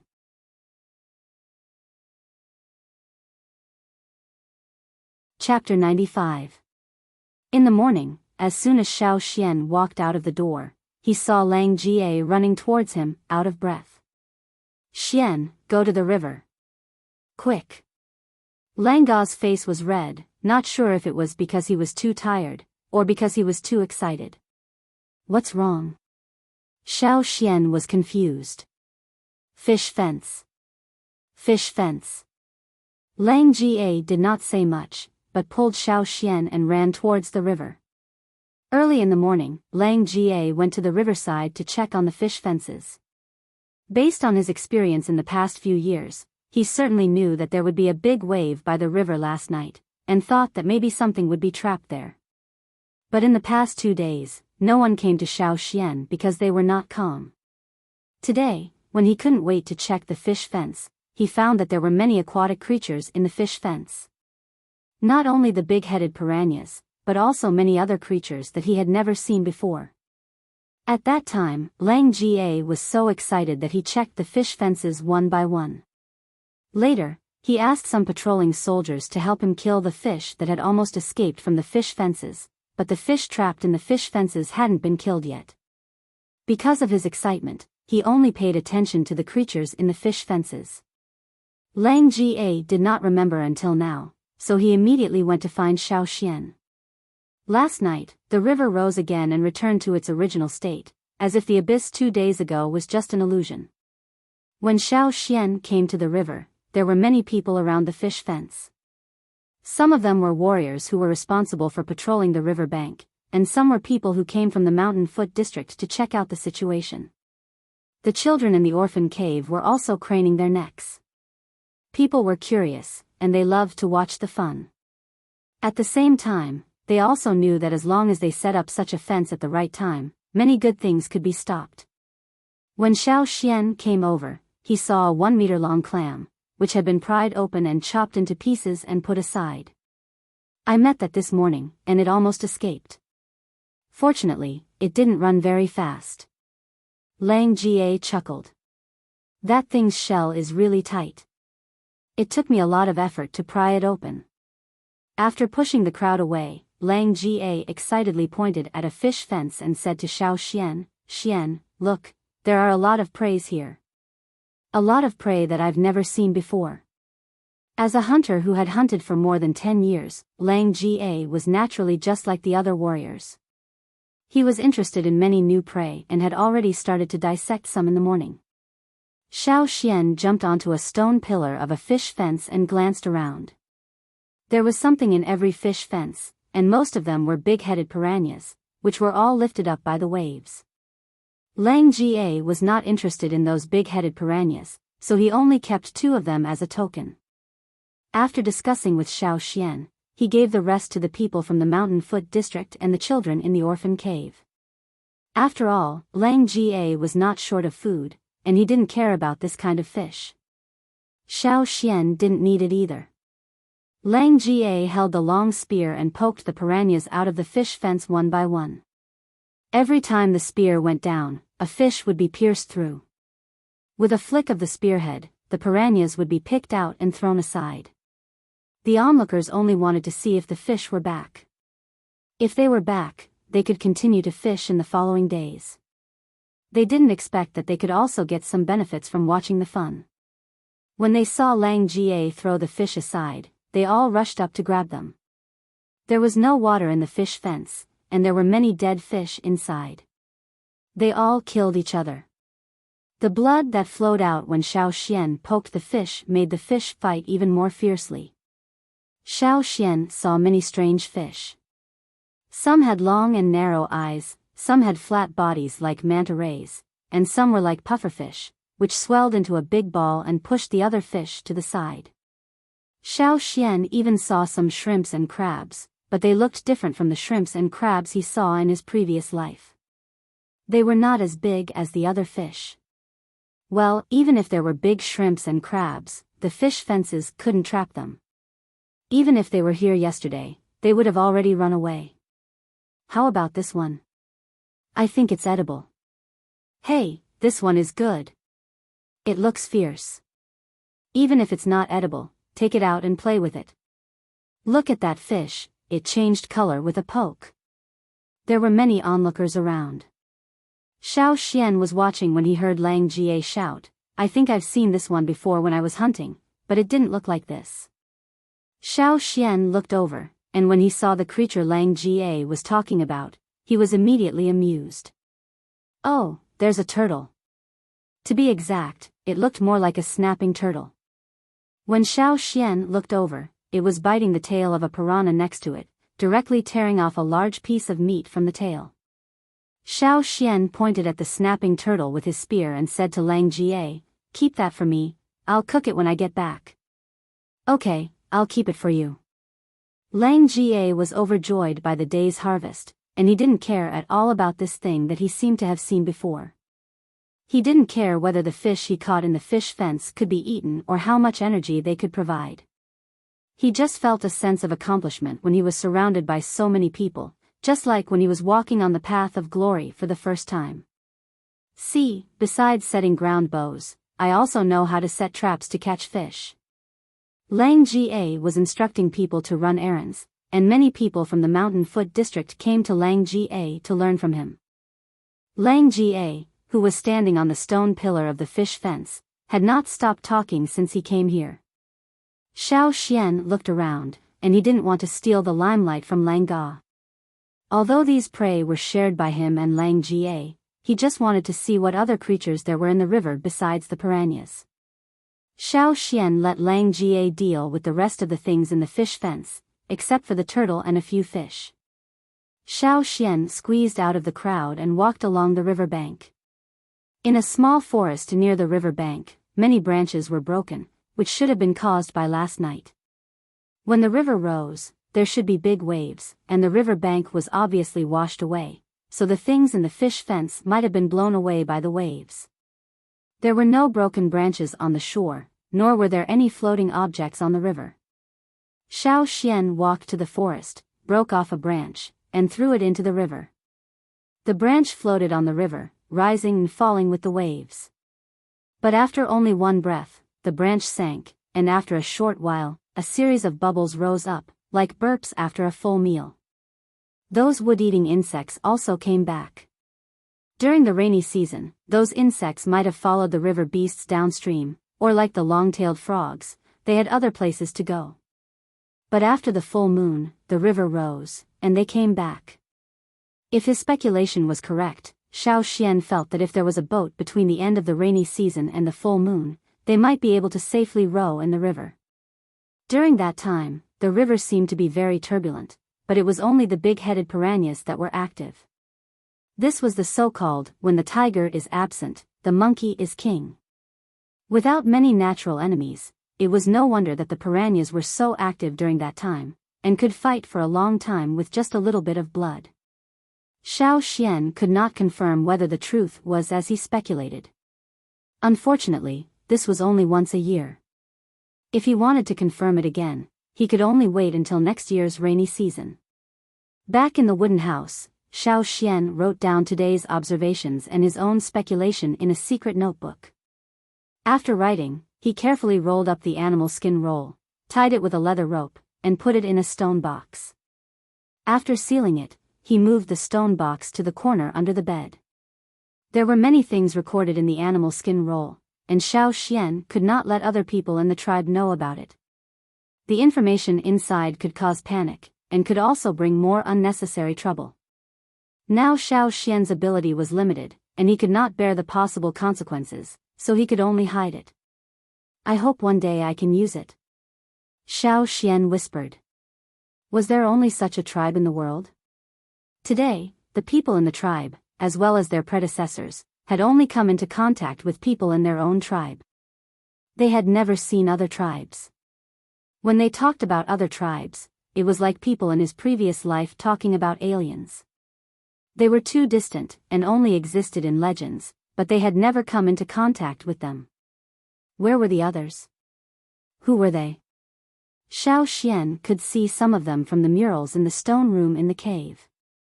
But how could he meet people from other tribes? Maybe he had to go further through the dangerous forest, or maybe he just had to cross the river at the foot of the mountain.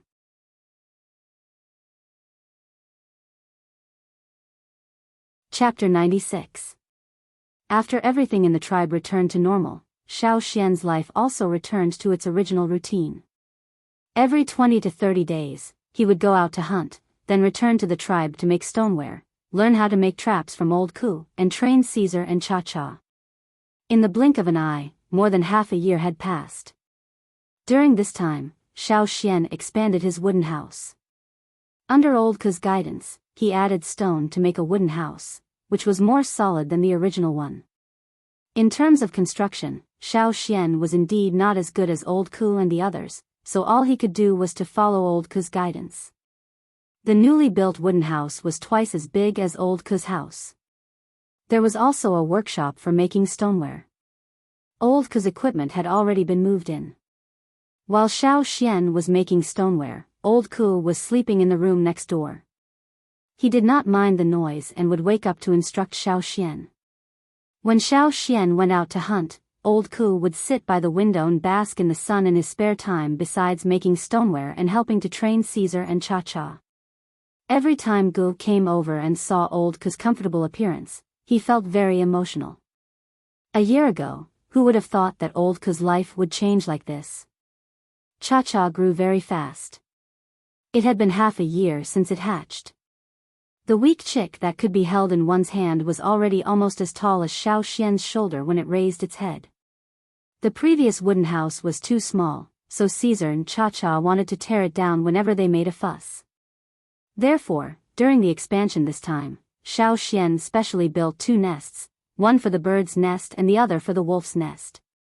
Caesar's wolf's nest was near the gate, so Xiao Xian was completely raising it like a dog.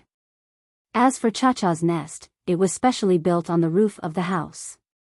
With Cha-Cha, the night swallow would not come close to the house at night. Sometimes in the morning, Cha-Cha would wake up and find several night swallow corpses next to its nest. It did not eat. After pecking the night swallow to pieces, it would fly to the river to feed the fish. Then it would watch the big-headed piranhas fight over it. It was not only cruel, it also had a bad taste. Xiao Xian always thought that the baby bird needed external help to learn how to fly, such as pushing it down from a high place. But in fact, Xiao Xian did not need to worry about it at all. Cha-Cha was restless when it first opened its eyes. When it could walk, it was even more troublesome. It often jumped off the stone table. By the time Xiao Xian realized what was going on, it could already fly very well. Moreover, it flew everywhere all day long, always provoking Caesar, chasing and pecking. When it saw that Caesar was serious, it would immediately fly high, which made Caesar so angry that he could only dig the ground. Once, when Xiao Xian came back from a hunt, he was summoned by the shaman. When he brought Cha-Cha to the shaman, he met Chief Ao, who was talking to the shaman. Ao said that Cha-Cha might be a bird similar to the giant mountain eagle. From what he said, it might be a close relative. Although it was not as big as the giant mountain eagle, it was still a bird of prey. Compared to other birds, it was still bigger. When Xiao Xian heard this, his first thought was, damn, no wonder it could eat so much. When it was a baby bird, it had a big appetite and was picky about its food. Now that it had grown up and could fly, it mostly relied on Xiao Xian to raise it. Occasionally, it would find some snacks to eat, because Xiao Xian did not let it go too far. As for what the giant mountain eagle looked like, Xiao Xian had never seen it before. Most people in the tribe had never seen it before. It was said that there was an eagle mountain far away, where the giant mountain eagle lived. Xiao Xian did not know what kind of bird Cha-Cha was, so he could only speculate based on what Ao said about the giant mountain eagle. If it was really a close relative, there must be some similarities. It was said that the giant mountain eagle was cold-blooded and cruel. Even if it was related by blood, it would still fight. However, when it came to fighting for territory, it would not fight to the death. As for birds or other birds that were not related by blood, it would fight until the end. After it won, it would try its best to kill the opponent. From what Xiao Xian observed, the Cha-Cha was really close to the giant mountain eagle. Their personalities were similar. The good thing was, because it had been tamed since it was young, it was much more restrained. You found a good stone core again? Old Ku stood by the window and asked when he saw Xiao Xian come back from the training ground with 2 big stones. Yes, it feels good. I can make some spear darts. The fine stone leaves can also be made into stone needles for setting traps. After putting the 2 stones in the grinding workshop and drinking some water, Xiao Xian heard a few birds chirping in the sky outside. Walking out of the door, Xiao Xian looked at the birds circling in the sky above his head. He raised his hand and made a gesture. The birds chirped and flew away. Cha-Cha is going out to play again? Old Ku asked. Yes. Fortunately, it knows not to fly too far. It will come back when it's time. Xiao Xian said as he entered the house and sat down. It's still young. After it leaves the territory of the tribe, there will be many fierce birds in the sky. Cha-Cha is no match for them. Old Ku was a little worried. Don't worry. It's very smart. Xiao Xian said. He was not lying. Cha-Cha did have many tricks up its sleeves. It was much smarter than Caesar and rarely suffered losses. Looking at Caesar, who came back from the training ground with Xiao Xian, Old Ku was silent for a while. Then he asked, You've trained Caesar so well. Do you want to take it out in the future? Xiao Xian nodded and said, I want to take it hunting next year. Are you really going to take Caesar? Old Ku was not sure. Although Caesar had been trained better and better by Xiao Xian in the past year, and had learned how to cooperate with him, there were too many unpredictable factors in the real hunting ground. Any one of them could cause irreversible effects. It's just a plan. I heard from Uncle Mai that we might need to hunt some difficult prey next year. I suggested it to Uncle Mai, and he said he would think about it. But we have to let Caesar show off in front of them. Although Caesar could make the decisions in the hunting group, and the others would not directly refute him even if they had different opinions, Xiao Xian still wanted everyone to know about Caesar's ability. It would be a pity to not use such a helper. After hunting with the group for so many times, Xiao Xian also knew that some special prey were not easy to hunt. But with Caesar, who had a keen sense of smell, the result would be different. Now Caesar had no problem in speed, but Xiao Xian was still training its reflexes and adaptability. Caesar was about the size of a wolf in the forest, but it did not have a murderous aura. No one in the tribe was afraid of it now. Since Xiao Xian had already made his decision, Old Ku did not intend to interfere. Even if you don't train it well now, you'll have more time to train it in the winter when the hunting stops. Winter, Xiao Xian looked at a few ordinary-looking leaves on the wooden shelf and said, I can't be idle in the winter. He wanted to learn some knowledge about herbs from the shaman, and he had mentioned it when the shaman talked to him alone. He did not know if this skill could be taught, so he only tentatively and euphemistically mentioned it once, and the shaman agreed. Many people in the advance group knew about the use of herbs, but they did not know much about it. The other people in the tribe did not seem to have mentioned similar problems. They probably thought that as long as they believed in the shaman, they could ask the shaman for help when they needed. They did not need to spend time to learn. Or, they thought that only the shaman could learn such profound skills, and no one else could do it. When Xiao Xian proposed to learn about herbs, the shaman was very happy. However, Xiao Xian did not have much time on weekdays, so the shaman asked him to go up the mountain in the winter when the hunting stopped. Therefore, Xiao Xian said that winter would be busy too.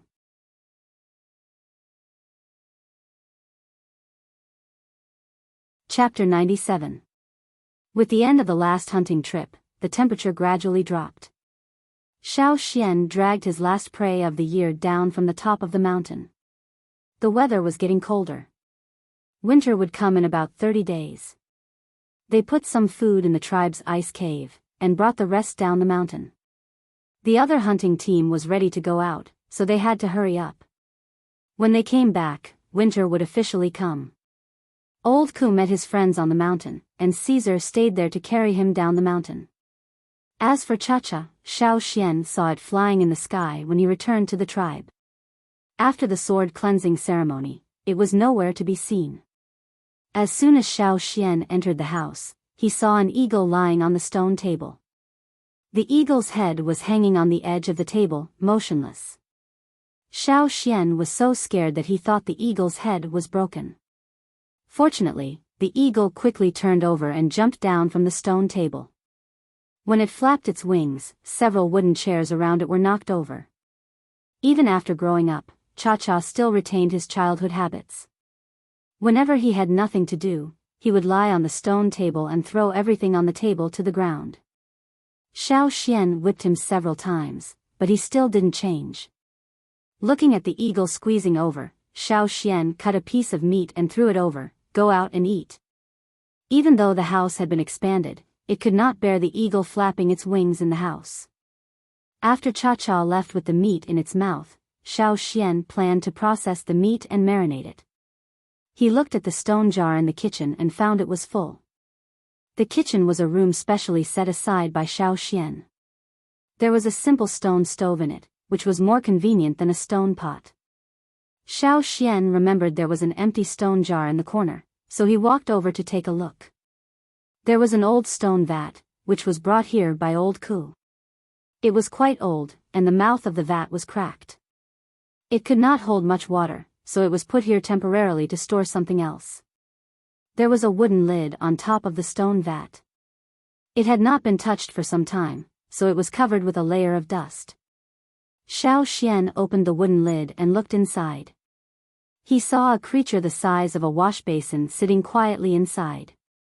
There were many jagged thorns on its back. The water in the stone tank only slightly covered its back. Seeing it, Xiao Xian remembered.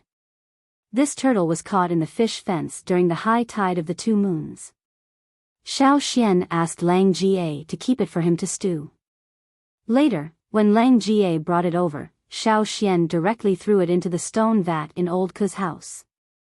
Later on, due to hunting, building a house, moving, and a series of other things, it was put aside. Xiao Xian had almost forgotten about it, and old Ku had not eaten it either. It had been put aside until now. It was already the end of the year. Almost half a year had passed, but it had not starved to death. Probably because it was starving, it did not have much energy. Xiao Xian poked it twice with a wooden stick, but it only moved a little. Should I stew it today? Xiao Xian thought. Just as he was thinking about whether to stew it today or a few days later, old Ku came back with Caesar. Seeing old Ku come in, Xiao Xian asked, "Do you think we should eat it today or a few days later?" "Oh. It's still here," old Ku said in surprise. When Lang Jie sent the turtle over, he did not say that Xiao Xian wanted to kill it and eat it. In addition, Caesar and Cha-Cha were in front of him, so old Ku thought that Xiao Xian wanted to keep it for fun. After all, he already had 2, so it would not be strange to have one more. Therefore, after old Ku put it in the stone vat, he only added some water to it from time to time, and threw some meat scraps into it when he was free. He thought that Xiao Xian would care about it, but he didn't know that Xiao Xian had already forgotten about it. Later, after the house was expanded and moved over, old Ku asked about the turtle again. Only then did he know that Xiao Xian had no intention of keeping it. He only kept it as food, so he did not continue to feed it. There was a difference in treatment between food and pets. In the past, old Ku thought that pets were just spare food. Later, after spending a long time with Caesar and Cha-Cha, he developed some feelings for them. Every day, Caesar would carry him everywhere, so naturally, he did not want to let Caesar starve.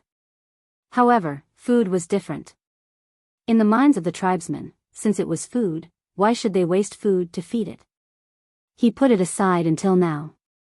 Yes, this was caught when the river rose after the full moon. I asked Lang Jie to cook it for me, but I forgot about it when I got busy. Xiao Xian said. I haven't fed it for a long time, but it's still alive.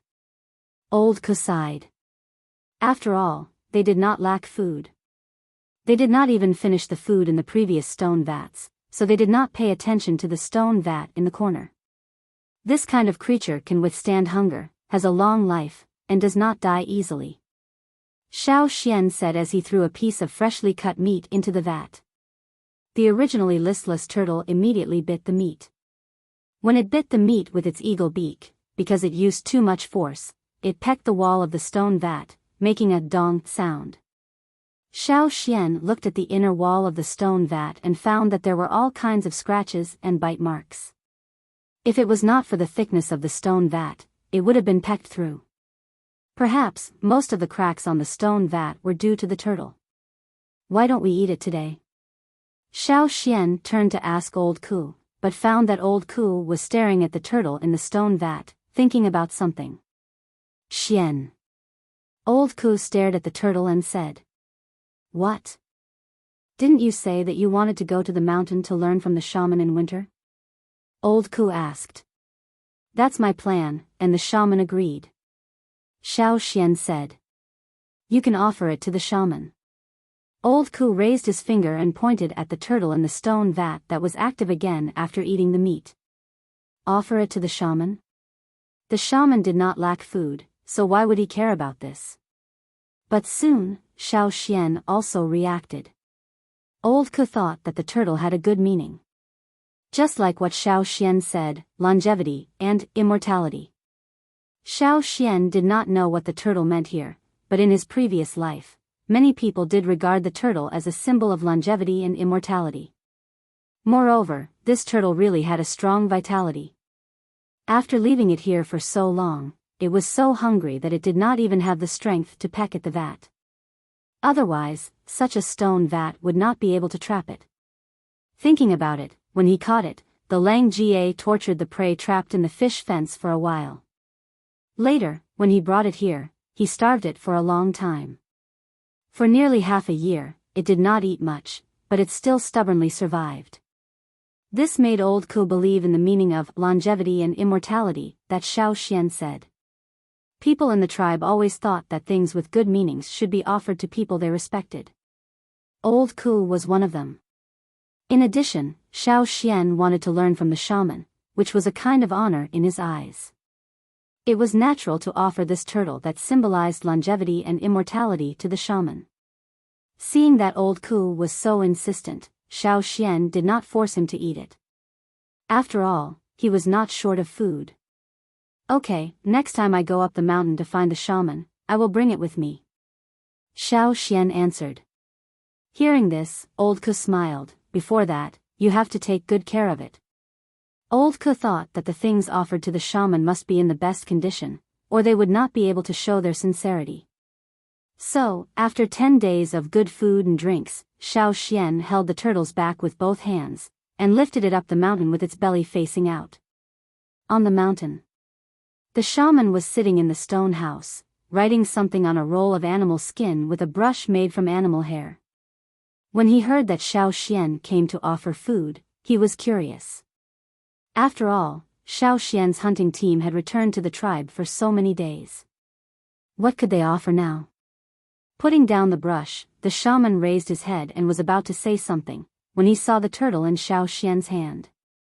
The shaman's old face twitched, and he swallowed back the words he was about to say. In the past, when other people in the tribe came to offer food, they would cut the meat and clean it up. However, when it came to Xiao Xian, he directly brought a turtle over. It was still alive. This turtle had a hooked beak, and there were bits of wood around its mouth. Obviously, this turtle was very destructive. When it was brought in by Xiao Xian, it had a murderous look on its face, as if it wanted to bite everything it saw. Sorry, this is the last chapter for tonight. I will update earlier tomorrow, and will continue to update on the weekend.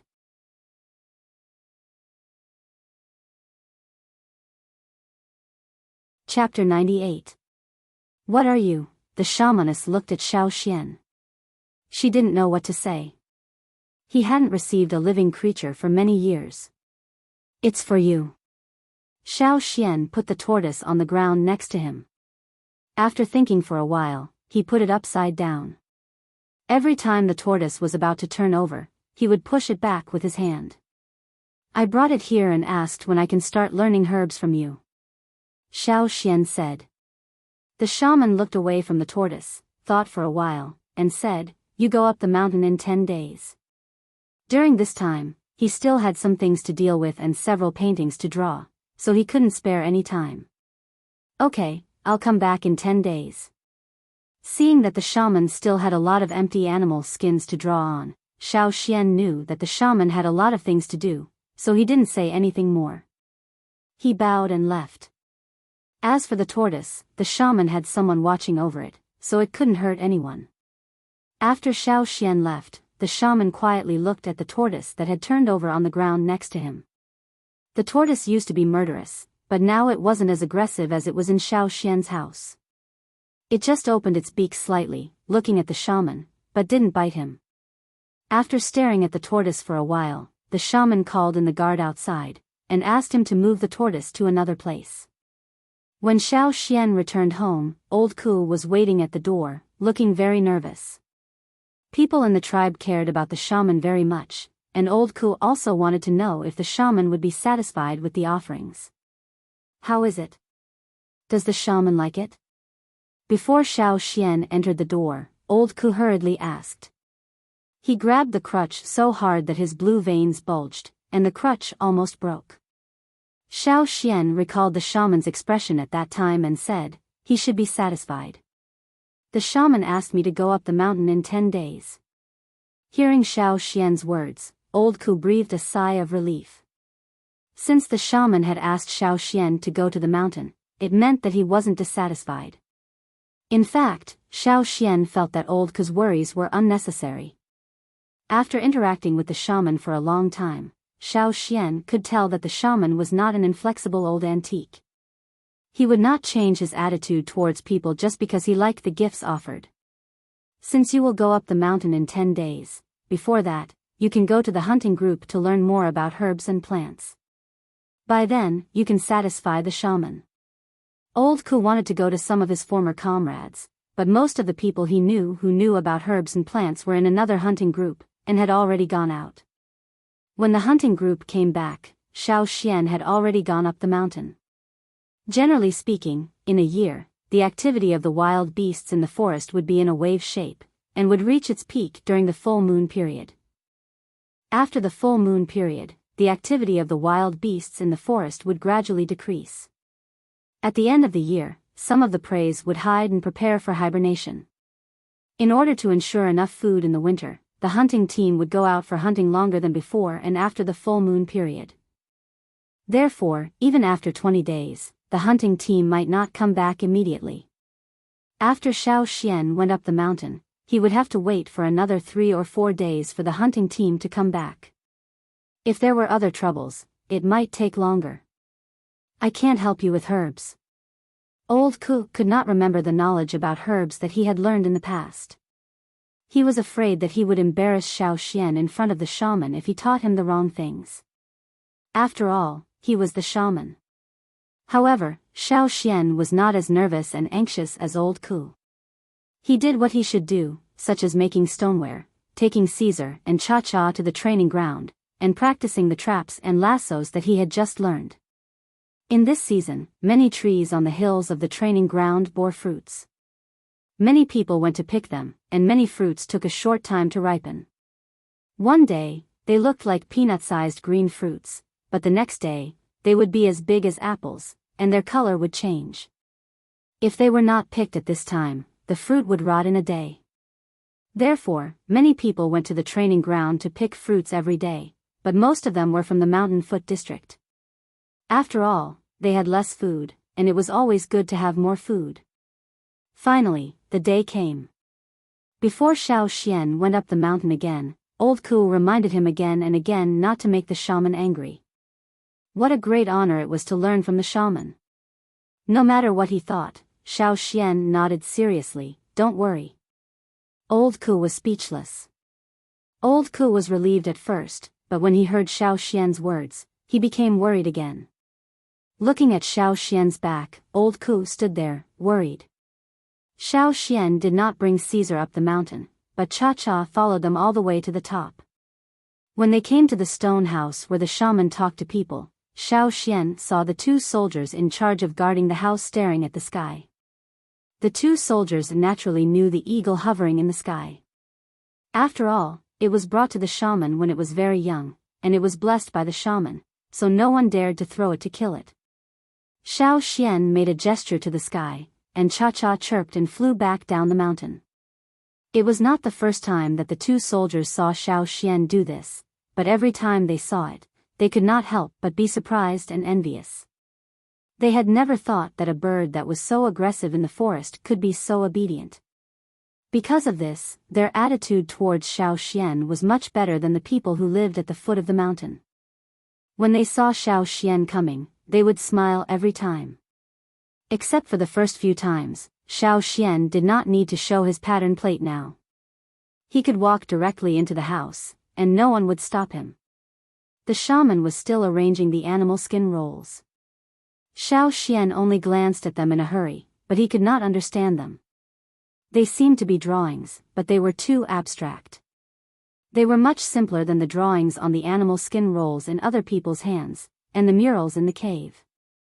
They looked like symbols, each with only 1 or 2 strokes, but the shaman drew each stroke very slowly, as if it took a lot of effort to complete each stroke. Xiao Xian did not disturb him, and sat down on the side. After about 5 minutes, the shaman put down the brush, took a deep breath, and looked at Xiao Xian with a faint smile. I have already told Guizhe. You can go directly to the medicine house. She will tell you what to do. Xiao Xian did not know who Guizhe was, but he probably was the shaman's apprentice. Looking at the shaman's current situation, he could not leave. He had only drawn a third of the animal skin roll, and it was not good to stop halfway. Xiao Xian understood that the shaman could not leave now. Okay, then I will go first. Xiao Xian said. The medicine house was where the shaman used to mix herbs. Among the many houses near the top of the mountain, there were 4 at the top. They were the stone house where the shaman summoned people, the stone house where the chief summoned people, the stone house where the higher-ups of the tribe met people, and the medicine house. These 4 houses were in 4 directions. If 2 opposite stone houses were connected, they would form a crisscrossing 10. It was said that these 4 houses were connected to the fire pit, and could be used as a greenhouse in winter. As for how to connect them, that was the power of the shaman and the fire seed. On normal days, except for the seriously ill, and the wounded sent by the hunting team, no one else was allowed to get close to the medicine house. Xiao Xian only knew the specific location of the medicine house, but he had never entered it. There was also a guard in front of the medicine house.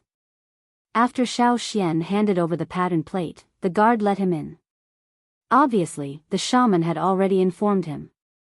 He could smell the herbs from far away, and the smell was even stronger when he got closer. Xiao Xian lifted the animal skin curtain of the medicine house and walked in. What came into view was a large square stone table placed there. At this moment, a little girl who didn't look very old was busy in front of the square table. The sleeves of the beast skin coat she was wearing only reached her elbows, and the beast-skin pants she was wearing did not reach her ankles. At this moment, she was barefooted, walking on the uneven but carefully hammered ground. She walked along the stone table, handling the herbs that were placed all over the table. Behind her, a turtle, which Xiao Xian was very familiar with, was slowly following her. Every step she took, the turtle followed her. You're tuning into the Biyao's Wuxia Chronicles YouTube channel. Don't forget to subscribe and join us on this journey to catch the most captivating stories.